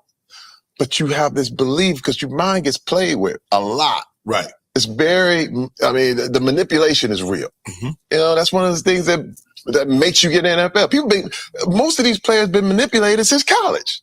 You know what I'm saying? So you trained in that. Right. And so when you wake up and realize, wait, it's a whole nother world out here, but a lot of cats don't believe it. Right. And this is where I've seen cats commit suicide by overeating, or suicide by putting a gun on themselves, right, or suicide by drinking, suicide by whatever. I mean, they have the hardest times, right, because they think the whole world is thinking of them as this. And if you just switch it and turn it around, it's a new future. I think it was a lot easier than what you gave yourself credit for, because football wasn't what it is. You liked it, you didn't love it. Right. When you get other people that they love it, yeah, and everything that they are, their entire fiber is NFL football or being an NFL player. And when that doesn't work out, they don't see the world. That's their world. Yeah. And everything that comes along with it. You're right. I mean, that is the problem. the biggest advantage I had was not being a superstar. That was my advantage. Right. I don't know if I'd be here if I had been a superstar. Right. If I had seen the level that Junior Seau had seen. Right. I don't know, man. I really don't. I can honestly say that would have been such a hard fall that I don't know if I would have been able to survive it. Get in on the action with DraftKings Sportsbook, an official sports betting partner of the NBA. New customers who deposit $5 or more can get no sweat bet up to $1,000 back in bonus bets. Download the DraftKings Sportsbook app now and use code Shannon. New customers can get a no sweat bet up to $1,000 if your first bet loses. Only on DraftKings Sportsbook with code Shannon. The crown is yours. You mentioned that you told your wife, like, you didn't want to do some of these jobs because what if somebody sees me? And I hear that a lot. And you hear people like, man, I ain't working on McDonald's, such and such. They might see me. Or I only sweeping them. It feels like it's beneath them. Yeah. When sometimes, hey, they need all walks to do something before you got to another level, which you said, okay, I got to sweep this floor, but I'm not going to sweep this floor forever. It's just a means to an end. Right. Get me in the door and I'm going to do something else. So you're on the set of Friday as a security guard. That's right. You had mentioned that you had never, ever really told anybody that you wanted to do acting. Yep. You wanted to be behind the camera, not in front of the camera. Yep. And so when did your big break come? When did you get an opportunity? You know what was amazing? I had friends in the business because doing security, I knew a lot of location managers. Right. And the location managers would hire the security. And this location manager became a friend of mine. He said, hey, man, Denzel's shooting down here in the jungle. It's a movie called Training Day. You want to come down and take a look? I was like, I get to watch Denzel do his thing? I'm like, yeah, man, I'm coming. I'm walking. I said, when is it? He said, man, come on. They shooting all night. So he said, you got to come late, like 10 o'clock. About 11 o'clock, they'll start the filming and the whole thing. And so I'm down there in the jungle, man, and I'm sitting there going, ooh, and I'm watching this Denzel, the car, that cul-de-sac, the whole deal. And I'm going, ooh, this is hot. And I'm watching Denzel get ready. He got the chains on. He got the do-rag, the whole thing. Is that the King Kong scene? This is the King Kong scene. Bruh. Now, let me tell you this. And you got to understand how magical this was, man. Antoine Fuqua, the director, saw me standing there. And again, by this time, remember, I went back to the gym. Right. Because I had been going back to the gym about a year or so, I was kind of still in shape. Right. He said, hey, man, you want to be in this scene? I said, yeah. He said, hey, man, just take your shirt off. See your tank top. Said, I'll put you in the scene. Bruh, I'm like, never acted. You talking about no acting. Right. I stand there, I'm looking, I'm like, okay. And I just got that NFL man, like you about to come in, you facing off against somebody, right. and I said, just don't say nothing and just mad dog it. I said, oh, don't tell me, and that was it. And so Denzel's doing all this, and you see, I'm just standing there the whole time, like this nigga. And dude, it changed my life. When you say, like, that went to the Oscars, bro. Like, it was me and Denzel when they showed that scene on the Oscars. My mother was like, "You in the Oscars?" I said, "Well, I'm not at the Oscars, but I'm in this scene." Right. And I was like, I was hooked. Like, when I say hooked, because all I had to do was because remember, man, I'm on the NFL field and my mind is already going all right. I was like, this is what I always want to do. I said, man, now I'm in my element. Don't mess this up, right? Bruh, watching this, then I got a chance to look at his script. And his script was on the card. And he had written, the wages of sin is death on the top of his script. I was like, he's stunning. And I watched how he prepared. And I was like, that's that level I have to get to. That's what and all of a sudden, there it was, the acting thing. And what happened was, Cube remembered me. He was like, yo, man, you the security guard. Because everybody loved Training Day. When Training Day came out, he said, man, we doing another Friday. I got a call from the location manager. They said, hey, man, Cube, people want to see you. I went in, it was me, Cat Williams, sitting next to each other in a little bitty room. And he was like, man, come on in, we got this. Because Tiny Lister didn't want to do, my good friend. Yeah. God bless his soul. Yeah. Tiny Lister didn't want to do the third one. And they said, we got a new character, a guy named Damon and the whole thing. I was like, and see, you got to understand too, I had nothing to lose. Right. Like when I say nothing to lose, I came in there like Craig and Day Day. Just the niggas I want to see, you know. Bro, I had nothing. I went back to Flint on them. I was like, oh, this is where I came. These are the cats I knew. Right. And I came in there, man, and off the cube, everybody they're like, ah, they're like, oh. And then Cat came in and just the audition. And they said, you in. And Friday after next. Listen, I saw Cube probably about a month ago. And I walked up to him, man. I said, dude, thank you. Thank you. I said, you have no idea how many careers you started just by giving us that shot. Right. A lot of people never, ever really give props what props is due. Mm-hmm. You know, because they're like, well, I didn't get that much money. But dude, that was my start. Yep. Well, listen, I was in a little bitty cubicle. Man, I was just thankful. I was walking around. And listen, and what was so crazy is me and Cat was homeless at the time. Wow. So Cat was living in his trailer. And me and Cat said, hey, man. And I remember talking to Cat. I said, Cat, I said, we never get another opportunity. We got to make sure they remember us. I said, because we the two new cats in this whole thing. They know everybody else. Right. I said, but it's me and you. And remember, man, I was not going to let what happened in my football career happen to my entertainment career. Man, I'm listening to you tell the story, T. And the way you telling the story, football never gave you the high that what you got by just doing that. Exactly. I knew I was in my destiny. When I say, and this is what I'm saying, I found my destiny. I was gone.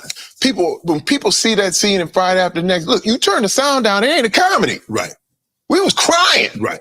We were deep. They was so in it. He was crying, I was crying. People were sitting by the monitors like, what are we looking at right now? Because I was so gone in it, and I said, this is what, and then it was so wild because I didn't even want money anymore. I said, I want that feeling again. Mm-hmm. You know, you know what I mean? Right. It's too, because you could talk about athletes and money and all that stuff, but there's a point when I'm sure when you just catching and doing everything right, you want to chase that again. They call it the zone. They call it what it's just flow, whatever that is. And let me tell you, you know when I hit that flow again? When I was doing White Chicks. That movie, White Chicks. Everything I said just flowed. Friday Up Next, White Chicks came off of. Well, it came after that, right? Because again, you're talking about the whole Black Hollywood is very small, mm-hmm. and once Friday After Next hit, people were like, "This dude," and so what was so great is Keenan Ivory Wayans was like, "Hey man, we got to get this dude a shot." Right. You know what I mean? Because they're like, man, we want some of that on us. And it kept on all my business, Shannon, in this town has been repeat business. I mean, the reason I was with all these Sandler movies, mm-hmm. Adam Sandler called me. But the thing is, when I did Longest Yard, which was my revenge on the NFL, right? Me and Michael Irvin, the whole movie, I was like, this is the one everybody gonna remember. Like, good God, like, who gets that? Right. You know what I mean? And I remember Chris Rock was like, hey man,